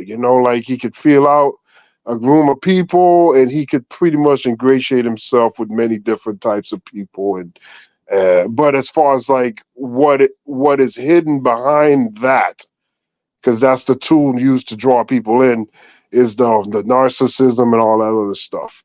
So this guy is not gonna be person of the year type person. He has major issues and he rubs a lot of people the wrong way. And this is before politics, by the way. Before politics, but that's probably the one thing. His gift of gab, and that he can he can be funny and charming at the same time. That's about it. But all that other stuff, I can't co-sign that. Go ahead, Ricardo. Hey, being charming and having gift of gab and a good talk. Those are traits of a cult leader. So, well, there you go. There you go. And lest we forget people, the predecessors before him, that have done the same damn thing, spoke very well and eloquent, and we remember how that turned out. But that's a whole other thing. The one good thing I would say about him, about Trump, that goes for the panel, is that he, if that even is to say it's a good thing, he got people excited for some checks coming in the mail, $1,000 during the pandemic. Everybody was all excited about it. 600. Or how much amount it was until we figured out Uncle Sam was going to take their cut, and then you were left with half of the amount.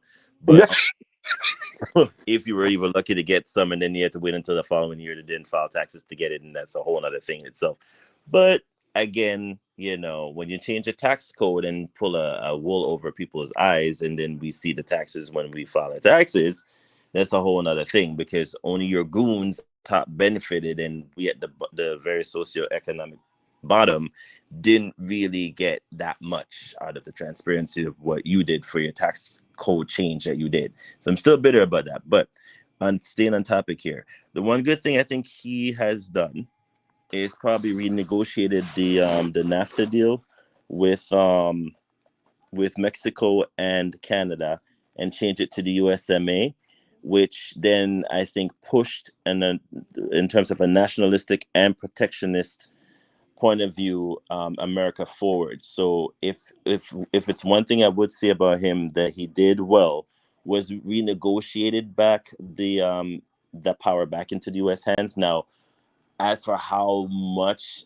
that entails, I don't know, because I think the dairy farmers, benefited more on the Canada side, and I think Mexico gained something else, and we gain, I don't know what, the other parts and whatnot. So again, it's all semantics here at this particular point, but that's the one thing I think I look back. And the other thing was NATO, that he stood up to everybody else across the rest of the partnership, and was like, listen, up until this point, the U.S. been funding all of y'all. Y'all need to chip in at this particular point, and going forward, if y'all don't do that, then we're gonna kiss this baby goodbye. So what is it gonna be?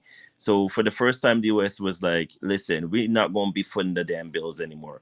Everybody gonna chip in, because you guys have oil money. Norway, you have money. Great Britain, you have money. The rest of y'all, Germany, you have money. Chip in and shut up and put out now, damn it. So I think that was one of the other things that I like. If I could see that, he stood up for, was for the NATO partners to all chip in financially, and USMA being a new accord, other than not being called NAFTA anymore. So there you have it. Okay, so man, I'm glad you said that. I mean, yeah, I'm glad you said that, Ricardo, about the whole NATO thing, because to me, the greatest thing that Trump did, or in terms of what I look at him as, is that he set the footprint to kill conservatism. Because what you just mentioned, Ricardo, is not a conservative viewpoint at all. It is. And now he got the mega maniacs to basically co-sign that. Conservatism is dead, y'all, and Trump is the main one that's killing it. So that's the greatest thing Trump has ever done. So that's a good point that you're saying. Knife of conservatism. Because I always looked at, like, when Donald Trump was president, I'm like, oh my God, this guy right now, if he was to go for like healthcare and push it, he could actually not get the opposition that Obama got. And you could get the public option and all that other stuff, because the Republicans would just go with it because he has the party, and the Democrats are not going to oppose it like the Republicans did. So Trump would have been the one that could have done that. He had the opportunity to do that. Of Now course, the only difference is, though, Van Cat,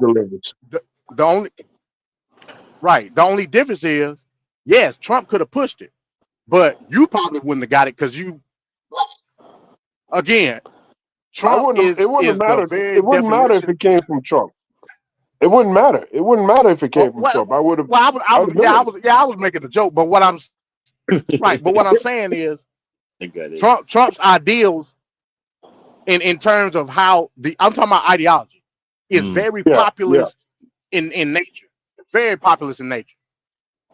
The only difference is his populism in terms of his ideology is very nationalistic in the sense of it's to a specific group of people, meaning white and Christian. And hell, if anybody else had to do with it, man, you know what I mean, or male. So I agree with you. It's almost as if now I'm finna be controversial. So Trevor, watch your analytics. It's almost as if that you could see a correlation between the populist ideology of what Trump's constituency represents and how he garners them and bolsters them with I'll just say nationalist socialist ideology. Almost in the sense that he's looking out for quote unquote America first. Now I put quotation now. That's important. Quote unquote America first. That's one of his slogans. Another slogan is "Make America Great Again," which is really Ronald Reagan's. He also said that the immigrants are poisoning the blood of this country. These are all familiar terms that we've heard before. Yeah. I don't give a damn if you know where they come from or not. No, I know where it came They're from. familiar, nonetheless. Right. And these people were nationalists, socialists. Conservatism is dead, y'all. I'm done. And you blame the evangelicals for all this damn nonsense. There, I said it. Now, y'all can come for me if you want, but I'm gonna say what I want to say. I can't stand you all, you evangelicals out there. I'm you know who you all are. I'm gonna call you all out because you're just as responsible for bringing them into power. And you know what? It is what it is. So I said my piece. Definitely. Yeah, that the evangelicals are one of the greatest offenders of what we have been subjugated to with Donald Trump. But overall, if you look at the big picture, he lost. He's lost in 2017, 2018, 2019, 2020, 2022, 2023. All these major elections after 2016, he's lost. And in 2016, he lost popular vote. He has not had a major win since that time. And now in November, we'll see what happens. We were gonna have a red wave. It's gonna sweep through like blood and yeah, no, that was not gonna happen. The minute you guys did that whole Roe v. Wade, it was a wrap from there because there's no way that anybody was gonna stand for that. But the Republicans knew better, and they always know it all. And you know, we always like seeing them waddle in their non-successful attempts that they always try to do, which makes no sense at all because everybody kept saying the same thing.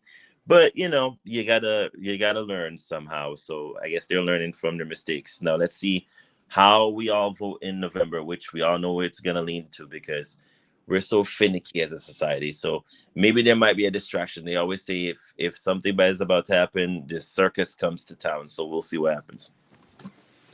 So keeping in line. At this point, I don't, like I said. Oh, I'm sorry. I think I'm on a delay, Van Cat. Yeah, I think so too. But it's okay. Right. Go so ahead. I was just gonna say real quick.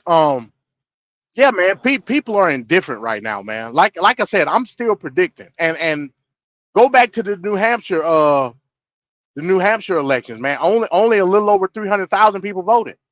Like people just don't care right now. Nobody wants to see a Trump Biden election. They just don't.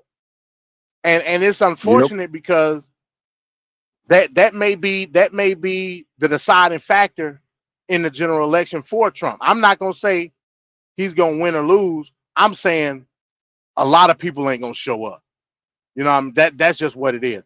And on top of that, they indifferent to the people that stand behind Trump in Congress. Look at what just happened last week with Lauren Boebert in her district debate. She got destroyed. Right now in the polls, she's 5th in the polls right now. Carrie Lake, that's another one.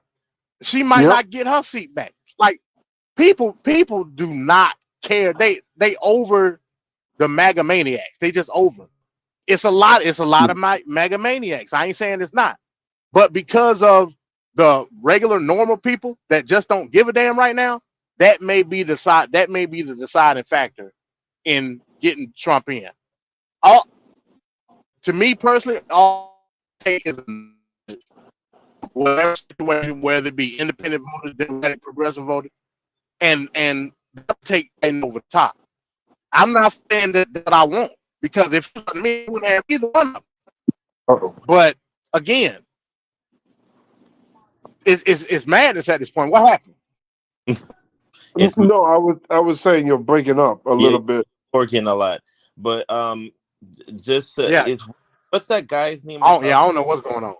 Hey, I'm gonna drop down and come back, Van Cat. All right then. What's that guy's name in the Carolinas that's now doing this ass kissing with Trump now? That you know who I'm talking about. You're talking about Tim Scott. Yes, that damn moron. That's they're ass kissing Trump's butt to the point of kingdom come. Now all of a sudden, like, oh, I want you. I like you, Mr. Like,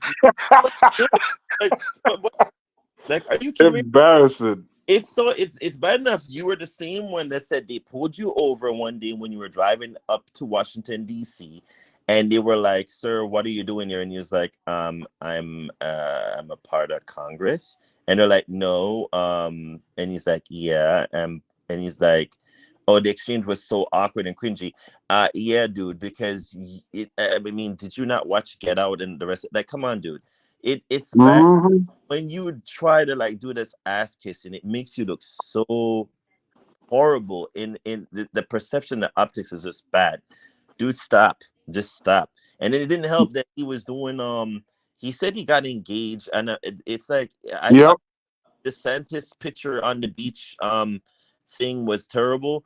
This whole thing with him doing the proposal on with the beach with the girlfriend, like, where did she just randomly appeared out of nowhere all of a sudden? Because remember they were like, well, dude, do you have like a woman or a girl that you have? And he was like, it's like they told him something, and all of a sudden, like 2 days later, oh, I have a girlfriend that miraculously just showed out of the blue.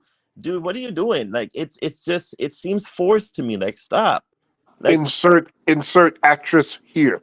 Right, like, where did she come from? And like all of a sudden, like, oh, I'm happy, and like, dude, no, it's forced. Like, stop, dude. Like, stop. Really, like, it's not looking good for you. And again, like I know MD is gonna disagree with me. You do have a set of people that you have the same skin color like they do, and they're looking at you like, dude, you are supposed to be a leader, not a follower. So stop doing it, dude. Like, you're making it cringy at this point. Stop. Like, it's not a good look. It's like Tim Scott is just it was a real embarrassing scene there. I've never seen such bootlicking. The level of bootlicking that occurred on that stage was epic. It's like the so look. I do want to go to that night. I'm not necessarily looking at Tim Scott at the moment, but I just want you guys' reaction and opinion of how a guy like Donald Trump does a victory speech. So let's go back to New Hampshire. Coming in better now? Yeah, we hear you. Okay, all right. Oh, y'all ain't talking about the Tim Scott talking about he loved Donald Trump more. That's it. Lord. Damn. Yeah. But yeah, we're gonna look at the Trump's victory speech, and we'll get our thoughts on that. Let's just take a quick look at that real quick. And I'm watching this guy, and 2 weeks ago he said, we're going to win in a landslide, we're going to win. About 3 days ago he started saying, well, we want to do well. That's a big difference. But I walked out just now, we're 14 points up, and I don't know what it's going to be. But when she was up here, it was like 6 or 7, and, with like 7% of the vote counted. Now, let me just tell you, we had an unbelievable week last week in Iowa. We set a record. It was the best in the history of the caucus, in the history. And I remember I sort of had the same feeling. I'm up and I'm watching, And I said, she's taking a victory lap. And we beat her so badly. But Ron beat her also. You know, Ron came in second and he left. She came in third and she's still hanging around. The other thing, she only got 25% of the Republican votes. I don't know if you saw that. Tremendous numbers of independents came out because in this state, because you have a governor that doesn't frankly know what the hell he's doing in this state, in the Republican primary, they accept Democrats to vote. In fact, I think they had 4,000 Democrats before October 6th. They already voted. Now, they're only voting because they want to make me look as bad as possible. Because if you remember, we won in 2016. And if you really remember, and if you want to play it straight, we also won in 2020. By more. And we did much better in 2020 than we did in 2016. But as they said, we lost by a whisker, just by a whisker. No. But we can't let that happen. You know, you have to have people that speak up. I said, I can go up and I can say to everybody, oh, thank you for the victory. It's wonderful. Or I can go up and say, who the hell was the imposter that went up on the stage before and claimed a victory? She did very poorly, actually. She had to win. The governor said, she's going to win, she's going to win, she's going to win. Then she failed badly. Now, I have here, if he promises to do it in a minute or less, but the only person more angry than, let's say me, but I don't get too angry, I get even. The only person, because he was there, and he did fantastically well, by the way, and then he endorsed me.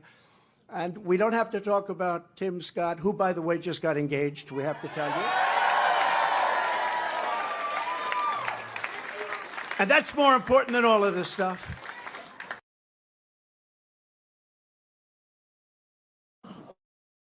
All right. So, how to do a victory speech, Donald Trump style. So, what was our takeaway from the video we just saw? I'll start with MD. So again, man, yeah, like I said, I guess y'all played while I was gone with Tim Scott. All you see back there is teeth. That's it. You don't see nothing else going on with Tim Scott, but all you can just see white.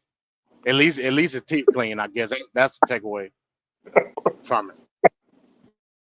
And then y'all ain't here. Listen to how he said he was talking about Vivek.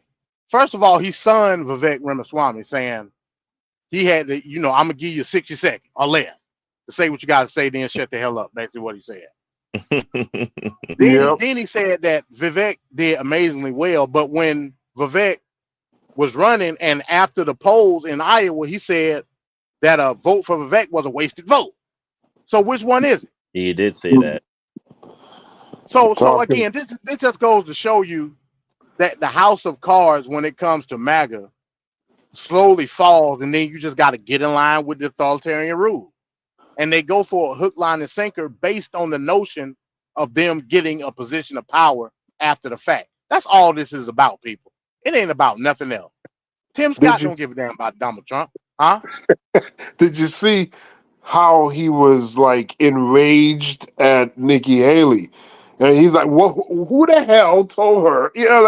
He's so angry that she's still running. He wants her to shut it down so he can go about, being the nominee. But you know why though? This is the reason. This is the reason why, Van Cat. Okay. Because every second that she's still in the race, he's using money. Spending more money. I say, Nikki Haley, go for it. Go for it. because he wants to use some of that for the court cases. Penny. Right. Until your last red penny, go for it. That's where I'm at with Donald Trump right now. I don't give a damn if LBGTQ progressive Democrats are voting and donating I don't care if they got a lobbyist group named homosexuals for not having Trump in office. I don't care. That's what it's called. Donate every cent that you can. I don't care if it's 10 cents. Donate it. That way she can still stay in this race and she can pinch Donald Trump for everything that he got. That's a good point. I don't care at this point. I do not care. That's a good point. Yeah, I mean, you can tell because he's so fight irritated. Nikki Haley, fight. Yeah, he's very upset. What do you think, Ricardo, about this? Now that's a conservative. Nikki Haley, that's a conservative. Now, you know who's She's fighting for the soul of conservatism. You know who's benefiting from all of this and just sitting back going, gee Louise, I don't have to do diddly squat other than just do my occasional run up and down campaign is Joe Biden himself. He is enjoying every moment of this bickering because it's like Donald Trump was like, he was so enraged that he started talking about her attire. I don't know which man you know of other than a gay dude. No offense to them out there. But when did you start talking about like what skirt she's wearing? And like that has nothing to do with you, Donald Trump. Focus on what you're in the race for. What her attire is has nothing to do with you, sir.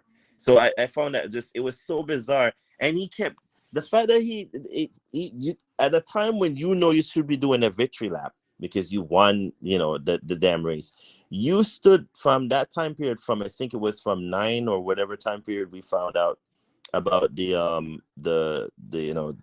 numbers coming in up until 3 a.m. This man was ranting on Twitter, going on and on and on. Dude, you won the race. What are you complaining about? Like, are you kidding me right now? Like, this is what we're doing. So it was just like, it's like it never ends. It's like Donald Trump is in his own damn way and he doesn't realize it. Get out of your way, sir, because if you continue down this path, you're not going to win in November. It's like you're not learning from your past mistakes. I never seen something so bizarre. It's like I won an Olympic gold medal, but I'm going to complain that the guy behind me came a distant close second. And it's like, how dare he come close second to me? Dude, it's a race. That's what it's for. You're supposed to run and win and shut up. What are you complaining about? So it was just like bizarre to me, the whole thing. And then Tim Scott and his whole grinning in the background, and then him announcing that he all of a sudden, I'm gonna get married to this phantom random woman that the Republican Party was like, dude, how comes you're not involved with somebody yet? We're the party of family values. You need to show a woman on your arm or something. Do a sex tape or something so that at least they know you're doing something. What is going on? It's like, really, like this is what we're doing now. Like this is what it's like, so bizarre. But I gotta have my popcorn ready for November because I know it's just gonna get extremely funnier going down this road because all of this don't make no sense, but it's good TV and it's like a train wreck that you just can't look away from. It's all it is. But it's just I don't know.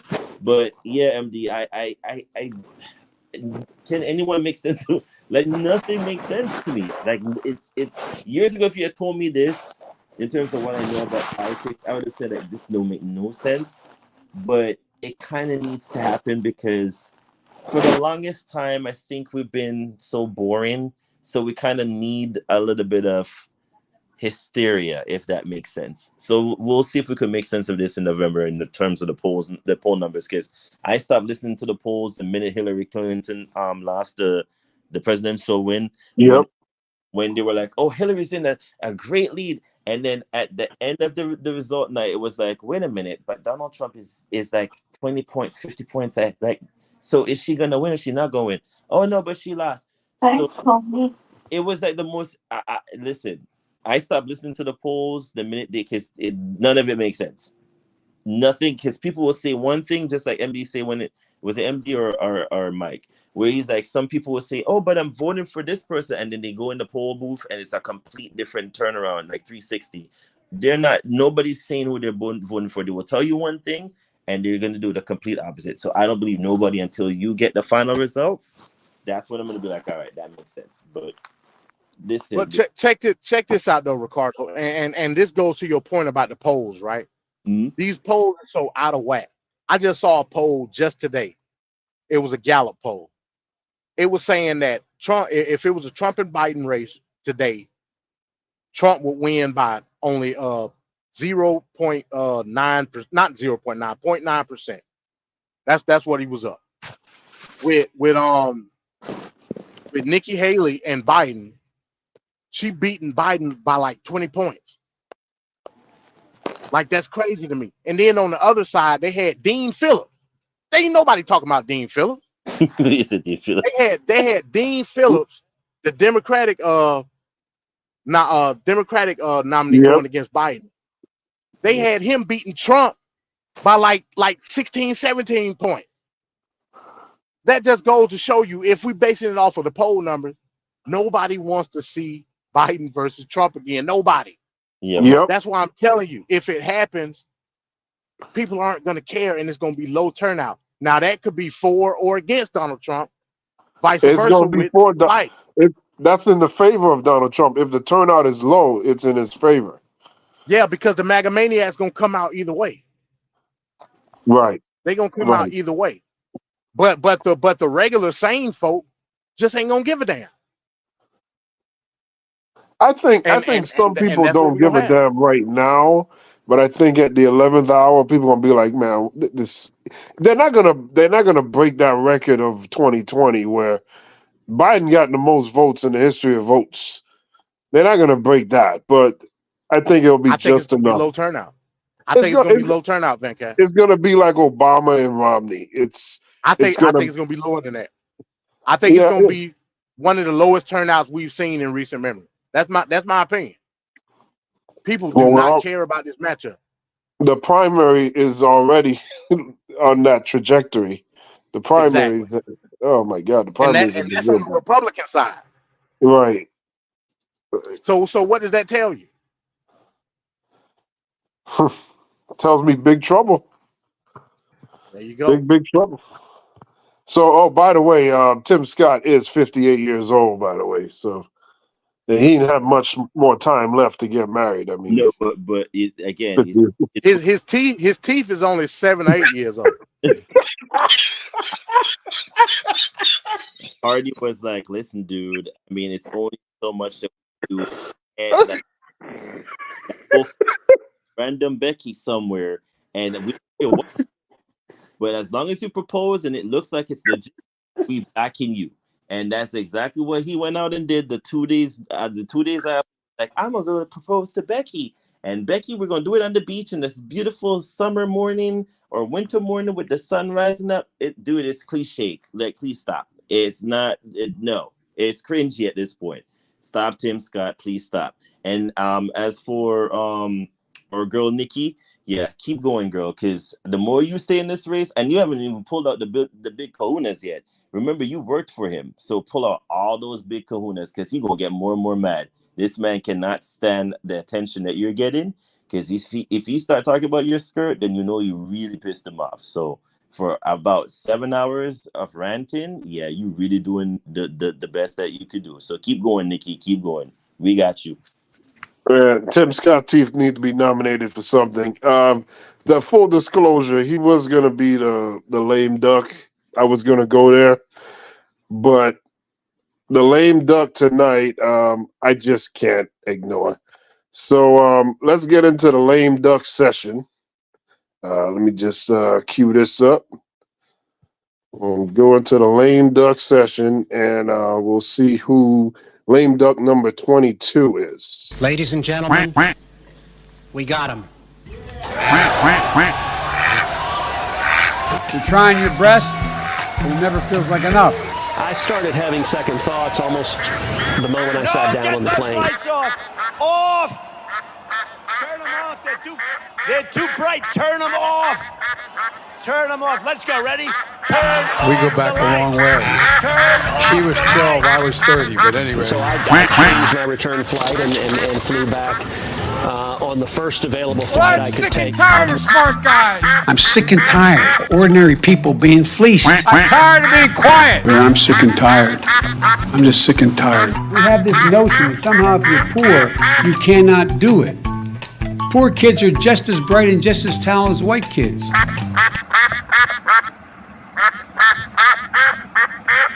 With great power comes great responsibility.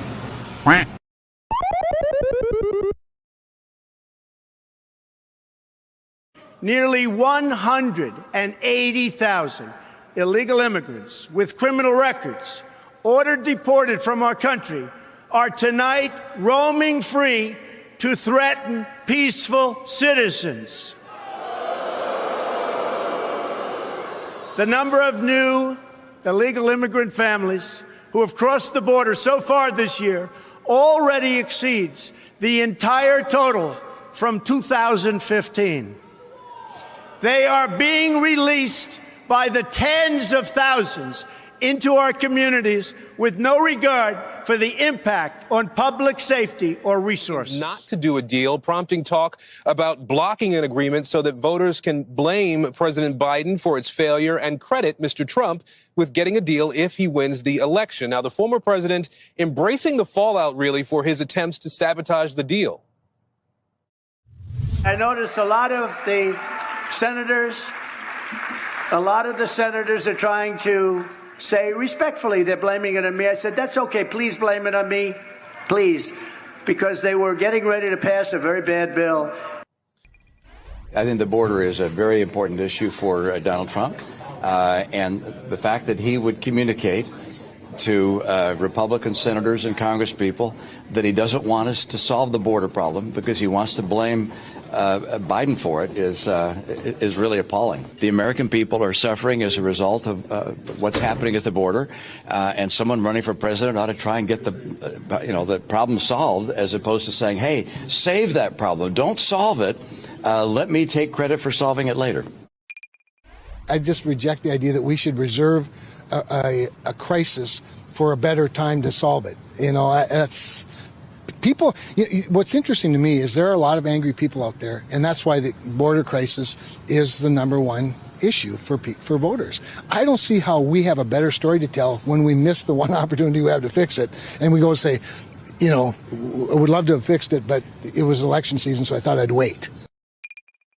From my point of view, we need relief today, and what we're trying to do will help him if he gets to be president.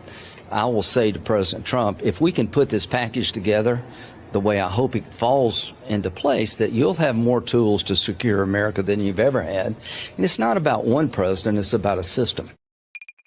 Well, I registered my opinion to my colleagues. I've registered it to our leadership that I don't believe we should take this off the table. Certainly not to clear the way for a clean campaign debate season. Let's get something consequential done for the American people. That's how you instill trust in government and in your elected representatives, rather than paying fealty to short-term considerations. They don't know how a bill becomes law. Go back to Schoolhouse Rock. If we don't take the opportunity now, there will be 0 Democrat votes for exactly the same policy beginning next year. It is immoral for me to think you look the other way because you think this is the linchpin for President Trump to win. I do not want to be a part of history that fails democracy, and that's a failure if we don't find a way to fund Ukraine and Israel. The president doesn't need Congress to fix the broken border. President Biden responding to that here in South Carolina. If that bill were the law today, I'd shut down the border right now and fix it quickly. A bipartisan bill would be good for America, and Congress needs to get it done. Now, Border Patrol says that a record 300,000 undocumented immigrants crossed into the U.S. in December. This bill focuses on getting us to 0 illegal crossings a day. There's no amnesty. It increases the number of Border Patrol agents. It increases asylum officers. It increases detention beds so we can quickly detain and then deport individuals. It ends catch and release. It focuses on additional deportation flights out. It changes our asylum process so that people get a fast asylum screening at a higher standard and then get returned back to their home country. In the House, as you know, the Speaker, who's, by the way, I think he's going to prove to be a very good Speaker. It's tough when you have a very small majority. Very tough. Mike Johnson, Speaker, he just said it's dead on arrival in the House. It's dead on arrival. We want either a strong bill or no bill, and whatever happens, happens. But this is the single greatest threat to our country right now. Well, it's Jonathan Lemire. That's what Republicans have been saying, the border crossings. And yet Donald Trump is saying, keep the border open. Keep it open for another year. Don't do any deal. And there you heard James Langford go down item after item after item after item, proving this is the toughest border security deal ever. And yet Trump is opposing the conservative deal, just like he hopes the economy crashes, as he said, because he wants there to be a depression before he's president. It is some of the most nakedly cynical politics we've ever seen, that Donald Trump is actively rooting against the country for his own political benefit, whether it be about the economy and certainly here at the border. And as you know, Senator Langford is about as conservative as they come. And we heard him and other Republicans in recent days all say the same thing from the Senate. My message to Republicans is do not leave D.C. until you finish the job. And Donald Trump, the last thing he needs to do is tell them to wait to pass a border deal until the election. We can't wait one more day, but they do need to get this right. We have an economy that's incredible. We have an economy that's so fragile. And the only reason it's running now is it's running off the fumes of what we did, what the Trump administration. It's just running off the fumes. And when there's a crash, I hope it's going to be during this next 12 months, because I don't want to be Herbert Hoover. Oh, okay. So Donald Trump hopes millions of Americans lose their money from their 401ks and retirement savings within the next 12 months. So he doesn't look bad. We have a lot to get to this morning. That American consumers are facing real confidence in their economy we're building. Let me tell you who else is noticing that. Donald Trump. Did you see what he recently said about that he wants to see the economy crash this year? By the way, the last guy said he's hoping for a recession.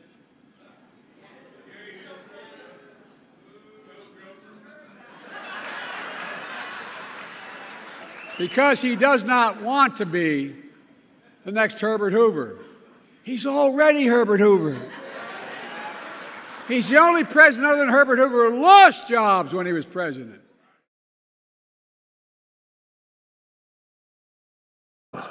All right. There he goes. Put the spotlight on number 22, Donald Herbert Hoover Trump. So I know, I believe MD wanted to speak on this. I believe this might have been what MD was alluding to before. So let's start with MD. MD, what do you think about old Herbert here? Grandcat, thank you for putting this in, because I got to get this off my chest, man. I've always said, and a lot of people know, and I'm looking at from a social perspective. If it's anything that I'm social on, it's this one particular matter. I've always said that the situation at the border and how they are redefining migration in this country is essentially going to erase the voting demographic of black folk. However you want to look at that, I don't care how. I'm just telling you, it's to our detriment in terms of being a block. That's my personal opinion. I'm not looking at money. I'm not looking at jobs. I'm looking at one specific thing, and that's voting power of policy potential. That's all I'm looking at. One of the reasons that I said that I would vote for Donald Trump if he was nominated as a Republican candidate was for this specific reason. Despite all the antics, the circus, whatever, at the end of the day, I'm looking at what's going to benefit me and how I view the perspective of us as a people, as a voting bloc. That's it. That's the only social aspect that I'll ever have. I'm an individual, nothing else. When you go and tell Congress to stop supporting funding that essentially was going to be one of the most stringent border policies that this country has ever seen. You tell them to stop based off of a political viewpoint that you want to run on as a candidate for president is appalling to me. And I can't accept it one bit. That was the final straw for me. Mitch McConnell, the turtle himself, all the stuff that Trump has said about you and MAGA, the MAGA maniacs have said about you, and you bend over and spread. Mike Johnson, quote unquote, MAGA Mike Johnson, you was on the verge of getting the McCarthy effect, is what you was on the verge on. You turn around and say no based on what Trump told you to do. You know it's bad, Van Cat and Ricardo. You know it's bad when you got people like Lindsey Graham and Mitt Romney on the right side of history. You know it's bad. Yep. For them to say, hold on, wait a minute. This is the most comprehensive border policy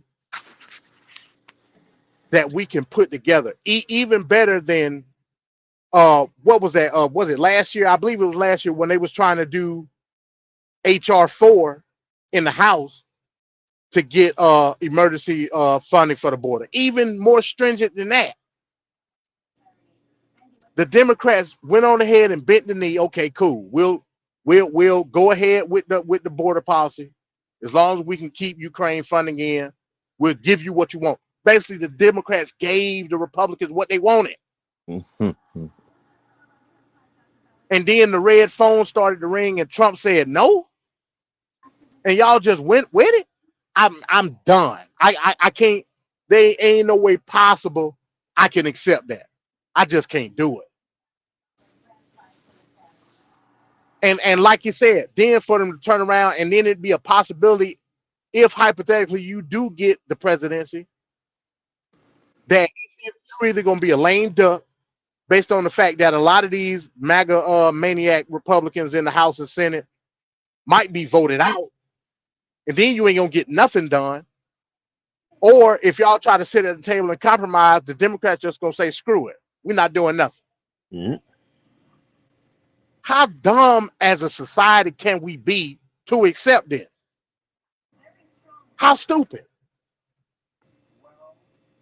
I mean, this is mad. When I saw this last week, I dropped everything I had. I was like, I can't do this no more. I'm not going on nobody else's show and talking about no policy from Trump after this. Because essentially, it's authoritarian rule with him. Me. You telling me that you putting in the hands of the American public that's telling you that they want this to stop, and now you telling them to wait when it could have got done? No, I can't rock with that. And then you want to salute people like the crippled maniac Greg Abbott, who's doing a photo op. I saw another video. I don't know if y'all seen this video. All the situation that's going on the border in Texas right now, it's a photo op. Oh yeah. Alex Jones was supposed to be going to go down there and do a live at the border. He couldn't do it because he saw what they was doing. They only got National Guard at one gate. That's it. Exactly my point. We're being brainwashed. It's a photo op for Donald Trump, so we can shoot a commercial. It's a photo op. It's not real. And you got idiots going along with it, thinking that it's the right thing when it's constitutionally illegal. Let me ask you a question. I'm in Florida right now, y'all. I don't know if y'all know Ocala National Forest. I went through there today. Oh yeah. Let me ask you a question. What jurisdiction is Ocala National Forest in? Pop quiz. What jurisdiction it's in? I don't know. The name should give it away. Oh, okay. It's a national forest, meaning it's under the United States Agriculture and Wildlife Preservation thingamajig. Mm-hmm. It's a federal jurisdiction. The Ocala Police Department can't go in Ocala National Forest and steal some type of law because it's not their jurisdiction. Right. It's federal. The same goes for the United States. I mean, this stuff you learn in middle school civics class. But let me ask MD, the when So didn't SCOTUS made because I thought Biden went and to SCOTUS and was like, listen, we need to have these border whatever things removed, barricades removed from the border because it infringes upon the United States, whatever, blah blah blah. And SCOTUS was like, well, yeah, in context, you're correct, blah blah blah. So we're gonna tell the state of Texas to remove it. How are you gonna have the Texas governor then say, no, I'm not gonna remove it, one? And two, we're gonna send more border guards. Again, it's like a propaganda, whatchamacallit, because if SCOTUS tells you in the Supreme Court of Law and in the Book of Law, in terms of how the Land, the Bill of Rights and everything else put together, you cannot infringe on what is been put in place because it was, and then you're gonna say, oh no, I'm gonna send, screw what you said, that's not applicable. We're gonna send whatever. Like what are we doing? Like this is what we're doing now. Like I don't get it. Nothing makes sense. People, He's not doing it for him though. He's doing it for Trump. Exactly. This all go back to Trump. I don't. Greg Abbott need to be sacked. He need to be recalled as governor of Texas and roll his ass in his wheelchair down the street somewhere else. Greg, that's what needs to happen. Crazy. It's crazy. It's ridiculous. Like I said, conservatism is dead to the point where they don't give a damn about the Constitution no more. That's out the window. And that's a problem now. If you're not caring about the thing that you always ran on, which is the Constitution, now it's just like you're just gaslighting and doing a whole bunch of other stuff that don't make sense to me now, because then now you're going to make me question, and this is where the independents are going to come out in full force, and I believe it. You're now in trouble, GOP. Like, that's not a good thing to me. If you're not running on the straight values of the one thing, the one mantra that you always stood for was the Constitution. Now it's a problem to me, because now you're just putting shades over your eyes and going, well, that don't matter no more. We just want to go for what we want, and we're not gonna get this opportunity again. So let's just put all in it on Donald Trump. It's not a good look. It's a problem for me, because now, what if he's leading you in the wrong direction? And again, you said the right thing. Romney and the rest of them are on the right side, and they're failing to see that. They're now going into this whole context of, well, who cares? It's Donald Trump. We need to get him in because we can't stand so and so. It doesn't matter. You stood on principles I don't know. It makes no sense to me. Nothing right now makes sense to me with the GOP. Nothing. Not one damn thing. It makes no sense. I need the independents now to make their stance be known, because this is dangerous territory for me. When you know that one thing that they always ran for, we always that am I wrong, MD? That you always hear them say the C word is always the one thing they always say, but now it's like, who cares about that? We don't care about that. No, you should care. That's what the country was built on. If you can't run on the sea, then no, I'm sorry. And no puns intended on that one, but you know what I mean. Yeah, man. Ronald Reagan rolling in his grave right now. Think about your Constitution, people. It's not a joke no more. Like, y'all, what are y'all doing? Like, it's kabuki theater at this point. It's like on steroids. This don't make sense. Well, Trump said that, he had a problem with the Constitution, so, which is another one he got away with when he said that. That should have been like a big ass disaster. That should have been a big scandal, but just again, nothing to see here. Yeah. But add to your point as well, MD. Donald can't run in anything else, because we saw the numbers. I think the previous week back, where they're saying the economy is not doing as bad as they thought it should be doing. So in actuality, under Biden, the economy actually did successfully well previous quarters. So it's not as doom and gloom like we thought. I mean, sure, there's a little bit of inflation here and there, but it's not to the point where it's going to degrade, the economy going forward into the latter of the year. So he couldn't run on that, because the unemployment rate went down as opposed to going up. So what was he going to do? Well, yeah, it's neoliberalism at the end of the day. The companies are making the money, and the stock markets are booming. Exactly. The stock. And that's conservatism 101. So, I mean, now they're pivoting because it's like, okay, so we thought it was going to do bad. So now we're going to have to go. Let's go to the one thing that we always, and you said it best, MD. Let's go for the one thing that will always rile up the masses is what? Immigration. Let's go with the border. Let's go with the illegals. Let's go. It's like the same thing over and over again. What are they not getting? It's like if you're running on that, have you not learned from the midterm election? Like no one cares about the discourse. You guys are not listening. You had one thing. They had the one thing. The Democrats were like, listen, we're gonna, as per usual, we always compromise because we don't want it to look bad in the voters' eyes come election time. And they got that. Now they're saying, oh no, but why stop? No, we're not gonna give them what they want. No, it's like, really, what are you guys doing? Have you not listened to the American voters that the midterms? Like it's like they're not getting it up. It's not sinking in. Nothing. It's like nothing is making any form of sense. But hey, do what y'all want to do because come November, if you're not gonna listen, we're just gonna do what we need to do, and we just need to start kicking up people left, right, and center because this is just that. It's like ridiculousness at this point. Nothing makes sense. No one's listening, and it's everybody for themselves, and everyone's putting all their coins for Donald Trump. It ain't gonna work. It's not going.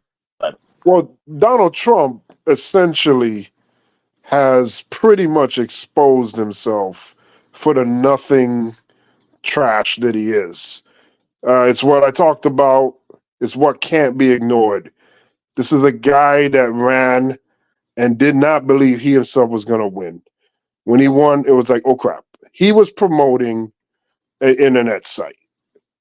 And that's what he was using the running of the presidency for. He ended up winning. Oh crap. Then he got into the policies that he used from other people in his so-called cabinet. A lot of disastrous policies like the Muslim ban and all this crap. He never passed any legislation. He could not broker any deals. The guy that wrote the book, The Art of the Deal, is on Capitol Hill and cannot make a deal. He's being exposed at every level. He says that you got to run the country like a businessman. Yes, a businessman that's went bankrupt 6 times. Everything is being exposed. Now he's had all this salacious stuff being exposed because when you run as a politician, all kinds of stuff from your past come out in the woodwork. That's par for the core. That's what you sign up for. So now we ain't seen Melania in a long ass time. He has his personal life in turmoil. He has his so-called political career in turmoil. He has a number of trials, court cases, and indictments. So that's incorrect. We saw Melania a couple of weeks ago at her mother's funeral, cussing him out and telling him he can't get in the family car, and he walked off. Oh, there you go. I stand corrected. I stand corrected. But Donald Trump is pretty much admitting, look, I sat on my ass for 4 years, rode the coattails of the black guy that every week before I became a politician, I was asking to see his birth certificate. One of the most racist panderings I've ever seen. I came to power. I sat my ass down, did nothing for 4 years. When the economy was doing good, I said, well, I did it. And he left office, tanked the economy. Joe Biden comes into office. And there was some roughness from that situation. And now currently where we sit, those bad moments in the economy has subsided and the economy is running on all cylinders once again. So that means he had something good, he broke it, Joe Biden fixed it. This is very much could be seen by a blind person. So now he's like, oh crap, the election is less than a year away. I have to have something. The big issue of the day that the Republicans are pushing is that border. The Republicans are exposing themselves. They don't really care about the border. They care about the sensationalism and the optics of the border to use it as a political wedge. And now you see Donald Trump, if he believed in what he could do as a politician, if he believed in his abilities to to perform and do the job that he's asked to do, you would not then tell your Republican colleagues to not work on a bill that has everything. Joe Biden gave concessions on multiple things. So much so, progressive Democrats are looking at Joe Biden like, what the hell are you doing? You're giving up the farm for these guys. It's that type of bill. And he turns around and tells them, don't push it because I'm so incompetent. I need the perception of misery in the economy and the border. And when I get in, then we'll do that bill. But the problem is you may not get that opportunity later. And you just told everybody that you're incompetent. Now, there's a lot of people that don't follow politics like we do, so they don't see this. But a lot of people did see this. And Donald Trump, I mean, there's nothing new here. This guy is a snake oil salesman. Drink this and it'll fix all your problems. Then he goes to the other town and your problems ain't fixed and he isn't there and you can't talk to him. That's what he is. That's what he does. If you don't see it, you don't want to see it. But come on. Let's quote. Come on. I said my piece. That's crazy. If I ask you why you voting for Trump now and you say because he's going to secure the border, I am going to call you an idiot. That's what I'm going to call you. You're an idiot. I don't give a damn who you are. You're an idiot. Quick, another pop quiz. Who was the person that deported the most immigrants in the history of America? Obama. Obama. We all know that. Even in the face of DACA, he still got him out of it. What are we talking about here? People do not understand the complexities of the issue, and it's borderline terrifying how dumb a lot of people are. That's just what it is. There's no way in hell I can support anybody that calls up his flunkies in Congress and tell them not to support funding based on the fact that it's a political talking point during an election cycle.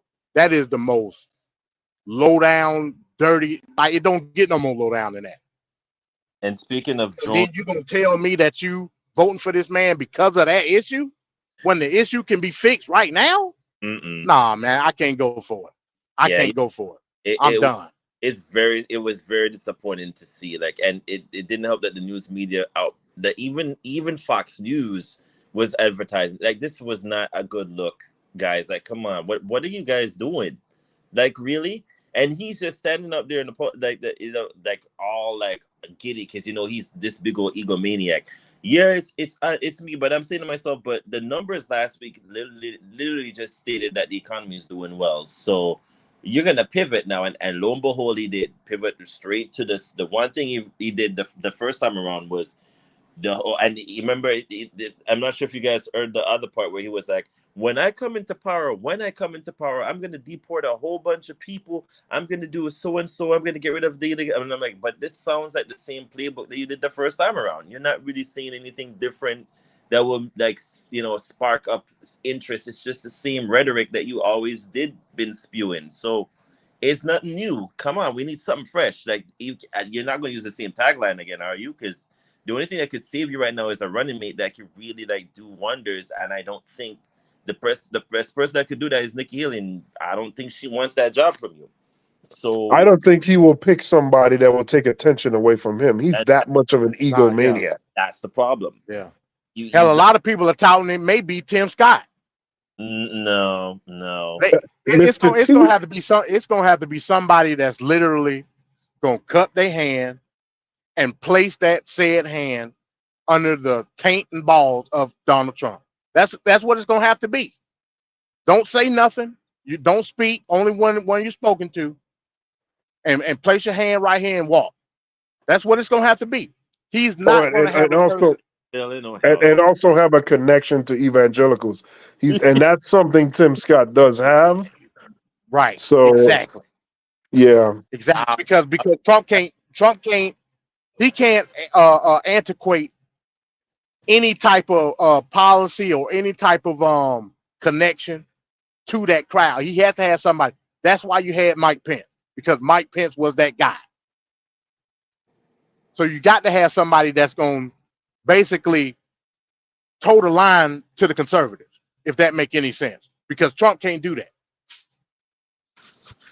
Yeah, probably the most flawed candidate in American politics history. I mean, he has all this support in the primary, but in the general election, people, his name on a ballot is like the plague. I mean, people just react in ways to be like, hell no. I mean, even when he won, he still lost by almost 4 million votes to Hillary Clinton in the popular vote. So, I mean, that's something to be said about that. So, I mean, Donald Trump is a hell of a candidate to rally behind. I don't know why they're doing that. The Republicans could have rallied behind. Oh my God, they could have had so much better options, and Biden would legitimately, even with the better economic news and so on and so forth, people will then say, well, his age and blah, blah, blah. But you can't encounter it with Trump's age. It's like 3 years behind Biden. And he's had these viral moments of, he called Nikki Haley. He's referring to oh God, what's the name? What's that? He keep Pelosi. He was trying to talk to Pelosi, talk about Pelosi, but he's calling it Nikki Haley and crap. Like, and he repeated it like 3-4 times. It's just like amazing to see this stuff. Hey, I'm gonna tell you, Van Cat. I know it's the end of January, about to be February, but man, from that fiasco and what just happened last week, Trump may be once again my pick for the Super Duck of 2024. Because that I mean there's no going back to that. There's no coming back. He's a front runner already. I can't disagree. I can't disagree with that. That's a hell of a thing to say. And like it's not like it's a rumor. It's not even a rumor. It's like he's just acknowledging it. Wow. Anyway, so we're about to wrap up the show. We're gonna head into the nightcap video, and then we'll give our final sign-offs. So let's get ready to do the nightcap video, and we'll see you on the other end.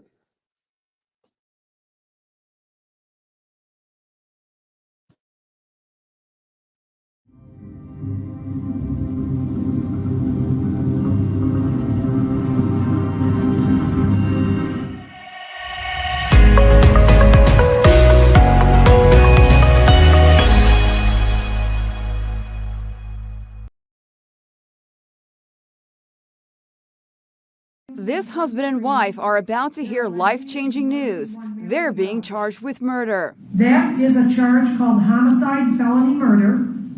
It is life without parole. It requires a DNA sample to be taken upon arrest. His mouth drops in shock. He can't believe what he's hearing. His wife's reaction? She sobs uncontrollably. Tears streak her face. Seth Welch and his wife Tatiana stand accused of an unspeakable crime, starving their 10-month-old baby girl, Mary. The baby was so malnourished she had sunken eyes and cheeks and no pulse when paramedics found her at the Welch home outside Grand Rapids, Michigan. Hours later, Welch posted this message on Facebook. Heart is absolutely shattered. Woke up to Mary dead in her bed this morning. Just numb right now. But an autopsy revealed the cause of death was malnutrition and dehydration due to neglect by adult caregivers. The parents reportedly told police they noticed the baby was, quote, skinny and underweight a month ago, but did not seek medical attention because of their religious beliefs and a mistrust in medicine and the government. We're going to do whatever we got to do. Welch has also posted more than 100 hours of video on his Facebook page. This doesn't fit in with my worldly brain. His Facebook page is filled with bizarre rants against government, the Harry Potter series, and even Disney characters.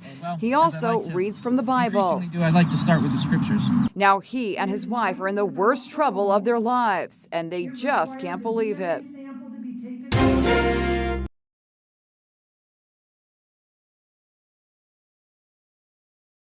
Okay, there we go. Bible, religion, government. What's our view on this video that we just seen? We'll start with Ricardo. So it's the I'm shocked to the look on their face, and it's like, no, baby, your white privilege was not going to make you get off of this one. Like, no, it's like, really, did you really think, the unspeakable thing that you did? What a child that precious, that baby, maybe because I'm a brand new dad, but you could have given up that child to somebody who could have taken care of that kid. Like, you really that selfish?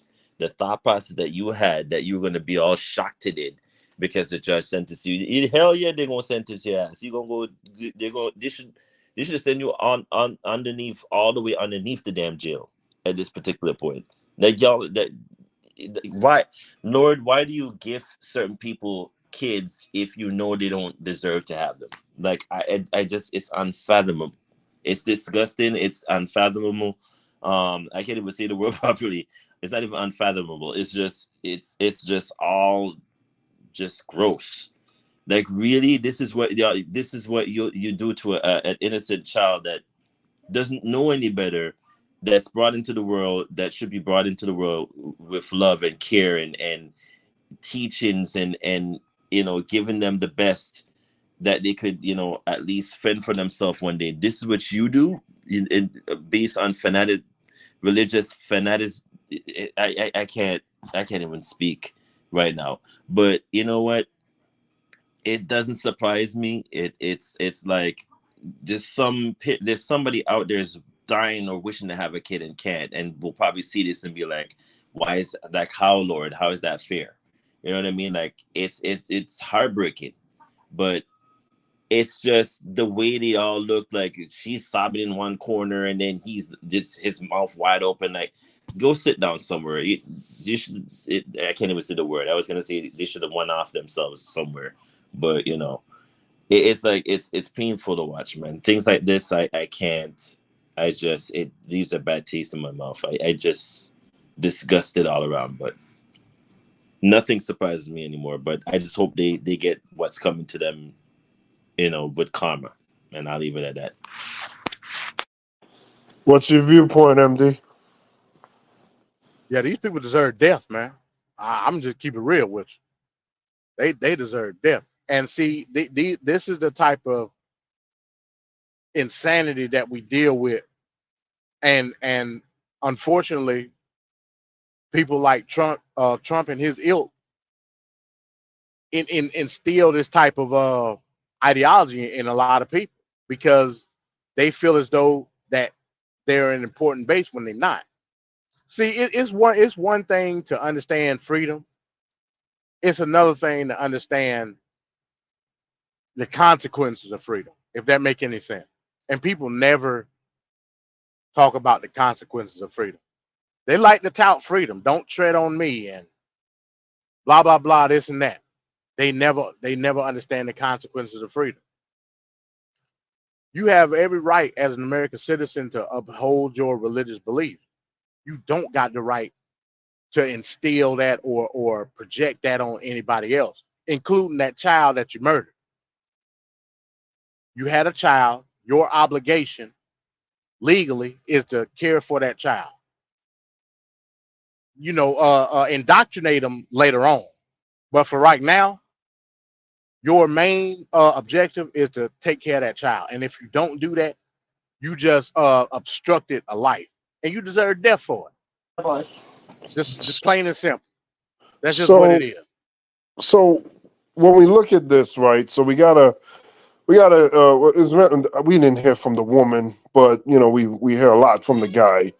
and he's just all in on his beliefs and what he wants, and not really thinking about what the kid needs and what the kid has to have to survive, or at Oh, least I make it. thought you were going somewhere else, Van Cat. I thought you was about to say that I thought he's so. talking about what he wants, what he needs, and not that woman. Who's to say that woman was an actor in this whole thing that took place? She could have just been, I ain't gonna say innocent bystander, but she Right, just could have been complicit in what was right, going on based on a what, Van Cat? A social order.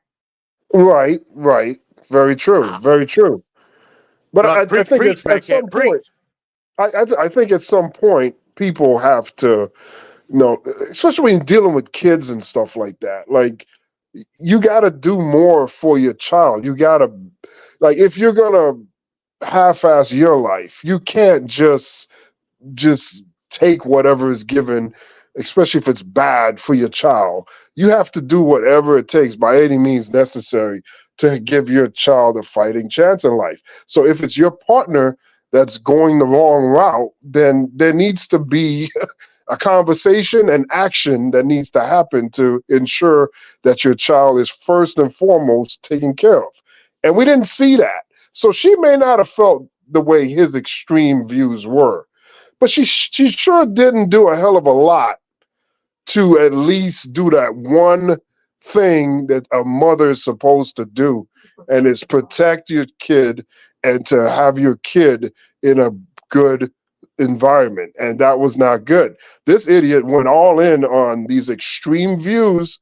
And again, the temperature in politics and what we see on the news and on TV is really conditioning and making this type of mentality thrive. We're anti this, we're anti that, but then we look away at other things, and we just believe that it's a one-off. Like, government is all bad. This is, I always go off on companies, right? Because of the issues I see with companies. But not all companies are bad, and even so-called bad companies have attributes that are good. But you gotta be able to dissect the gray in between the black and the white. Everything is not just black and white, and it was just a major failure. And that guy, when I look at his face and whatnot, I'm like, what are you surprised at? The kid died, and it's awful. It happened on your watch, So I don't get it. I don't get it. Right. A lot of these people that are anti-government, it's not in the way that, I don't know. I guess I would say that I view government. It's a skewed view, because these same people will turn around and advocate, if we're gonna use an example of what Greg Abbott is doing in Texas. Remember, this is old ideology. This ain't nothing new. The Civil War was, if we're gonna use that example with Nikki Haley a couple of weeks ago, the Civil War to these people wasn't necessarily about slavery. It was more about what they call states' rights. So it's not necessarily the slavery in itself, but it's the act of having state sovereignty in order to put people in slavery. It's just a play on words, is what it is. These people ain't serious about what they say in government, because they turn around and advocate for their own state's government as if that's some type of difference in terms of how we view constitutionality. It's not. These people are stupid. Let's just keep it real, Van Cat. These people are dumb. They don't Yep. understand what they try to portray. They idiots at the end of the day.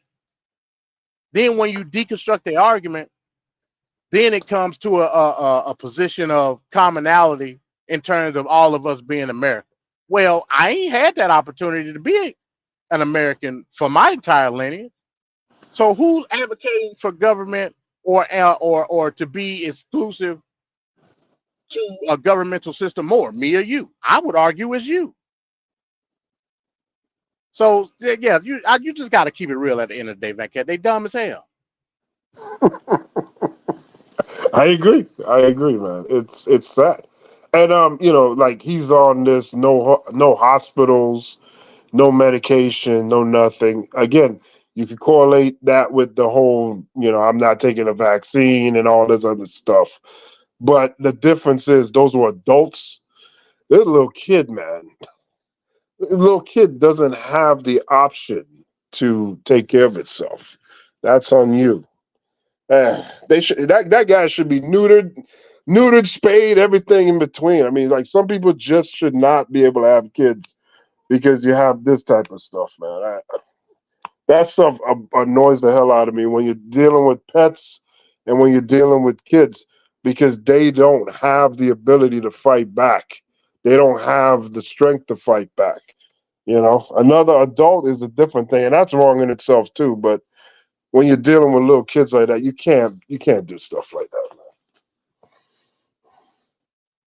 man. No doubt, no doubt. Yeah, so it's horrible. Just I don't know. It's everything else mixed in one with the privilege of it all, and because I bet you any money if it was another, subgroup, then they would have been given the harshest amount or whatnot and be called every worst name in the Great point, Ricardo. Great damn point.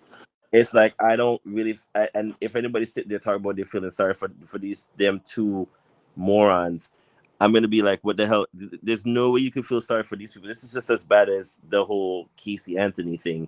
How do you have a child that beautiful, that precious, and you gonna turn around and use your religious zealousness to prove a point? Like, I mean, you could have given the damn kid water.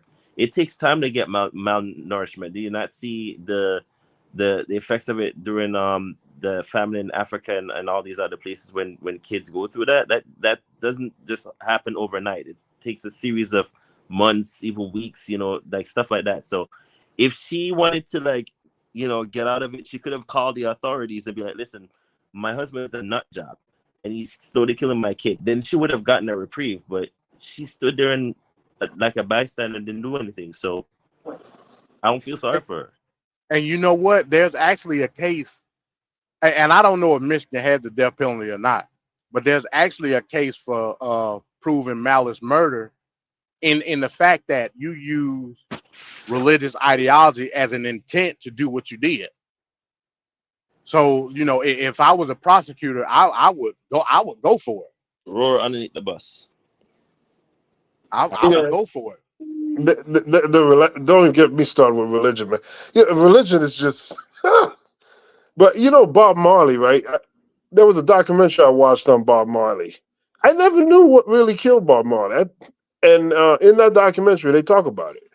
So he plays a lot of soccer and whatnot. I guess his foot got hit by the ball and it broke a toe or something, and I guess essentially he had a cancer in the spot that broke, and as a result, he could have had care taken with the hospital and doctors and medicine and all that. But again, similar to what this guy says, he doesn't believe in medicine and the hospital and all that stuff. So he's like, God will take care. This Bob Marley talk. God will take care of it, take care of me. And then essentially he then died because the cancer then grew. And I just thought that was such a lame way to go out. Like I never knew that was why he died. And it's like religion, man. It can have good things, but my God, there's a lot to be accountable for. And the mindset is just weird to me. Like in my mind, I'm just looking for the best option, the best way to do things. I don't think people should be involved in things that'll make you do things like that, where you're actually ending your life or another person's life because of misinformation. That's just crazy to me. Yeah, man. It's a 10-foot thick wall between logic and religion, man. Yeah. Oh, yeah. All right. So we're going to do our final sign off, give our last words here before we head on out. So let's start with Ricardo, and then we'll move on to MD. Yeah, great show.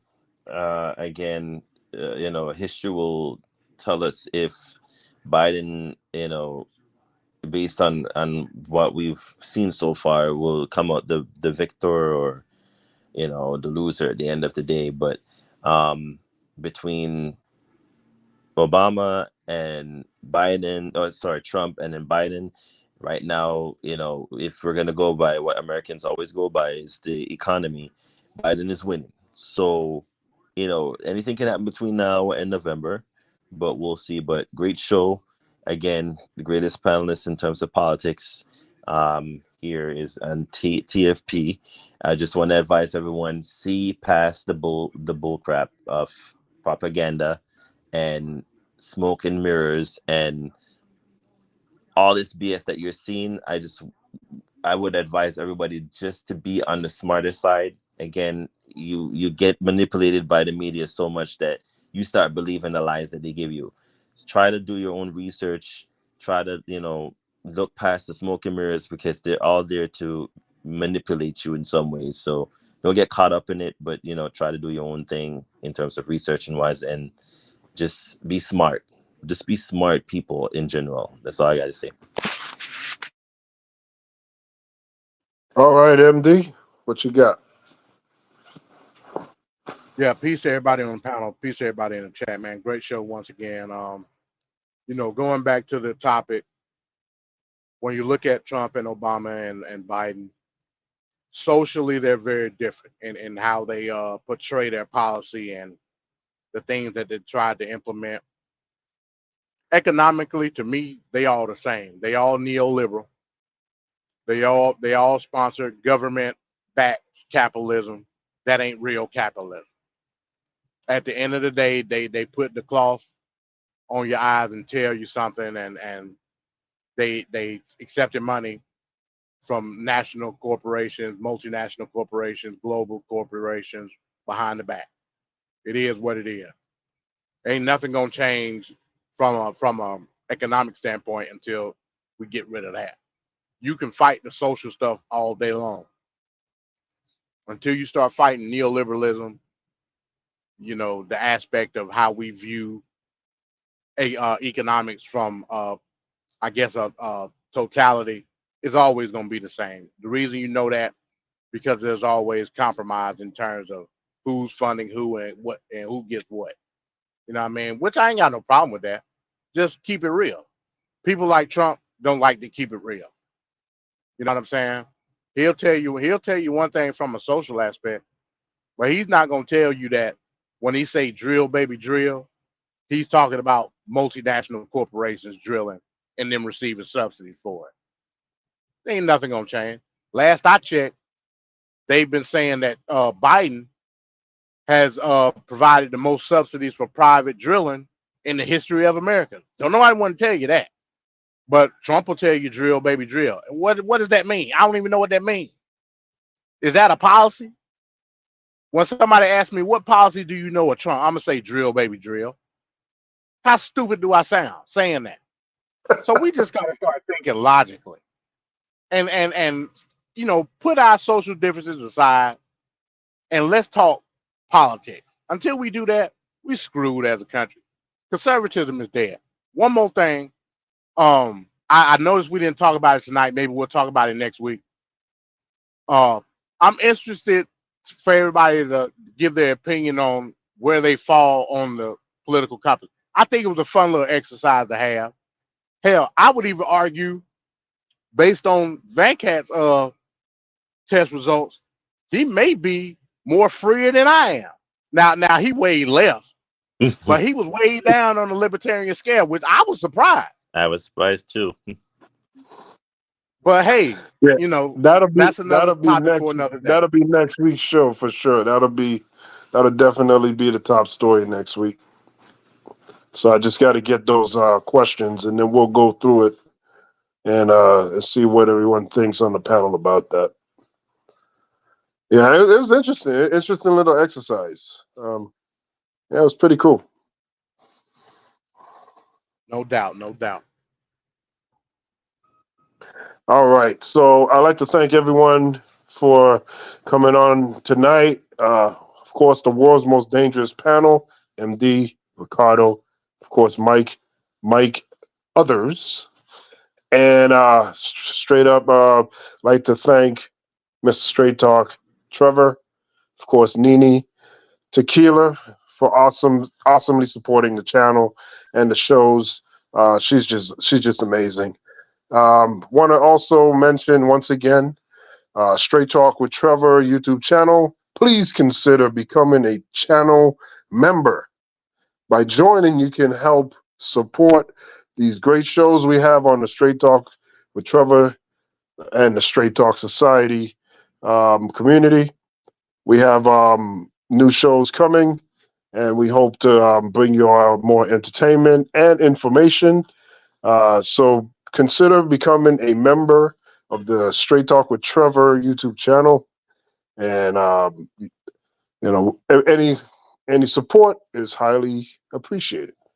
Like to thank Maria G, of course. Every week she's here cheering us on and active in the chat. The chat in general was on fire tonight, and the viewership was very nice.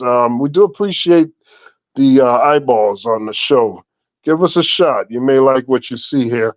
This is Tape Fist Politics, and for my colleagues, MD, Ricardo, and Mr. Others, we will be back next week with that show.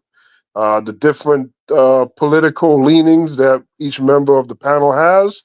It'll be very interesting to go through that. And we'll see everyone next week. And remember, tomorrow is a big, big day on Wrestling with Reality. Tomorrow, it's going to be 2 shows. Mm-hmm. We're going to cover the Royal Rumble, and then we're going to cover the Crap Rumble as we talk about Vince McMahon and Poopgate. S-Gate. Oh, man.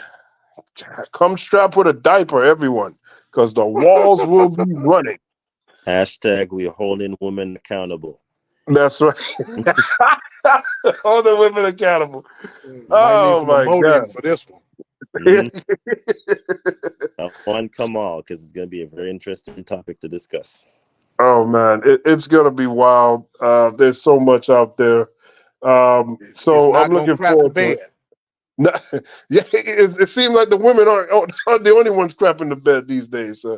My God, Amber Heard and Vince McMahon are on fire. Sheesh. So we'll see you guys next week. Check out Wrestling with Reality tomorrow. I may actually be able to get on that show earlier and then talk to Trevor about it, but I'm getting out early. My boss switched my schedule for tomorrow because we got something going on. So I'll be out earlier. So I'll be able to go as early as Trevor needs as far as I can see right now. So the original time has been 6:05 or 6:30. We'll confirm that in the future. But tomorrow, Wrestling with Reality, 2 shows. First, the Royal Rumble. Then we go off and we come right back with the Vince McMahon episode. That Vince McMahon episode will be a little heavy. Trevor's going to go through the lawsuit case, and we'll examine and give our opinions on the matter. So until then, for tomorrow on Wrestling with Reality, thank you, everyone. Have a great night, and we'll see you tomorrow. Peace. Peace on out. Peace, peace, peace.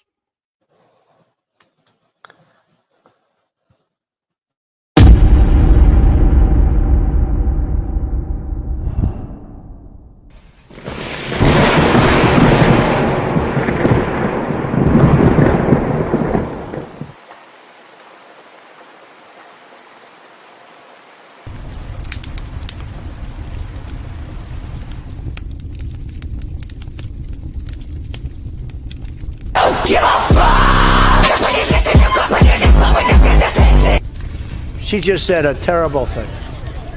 You know what she said? Shout it out, because I don't want to. Okay, you're not allowed to say, and I never expect to hear that from you again. She said, I never expect to hear that from you again. She said he's. That's terrible. Terrible.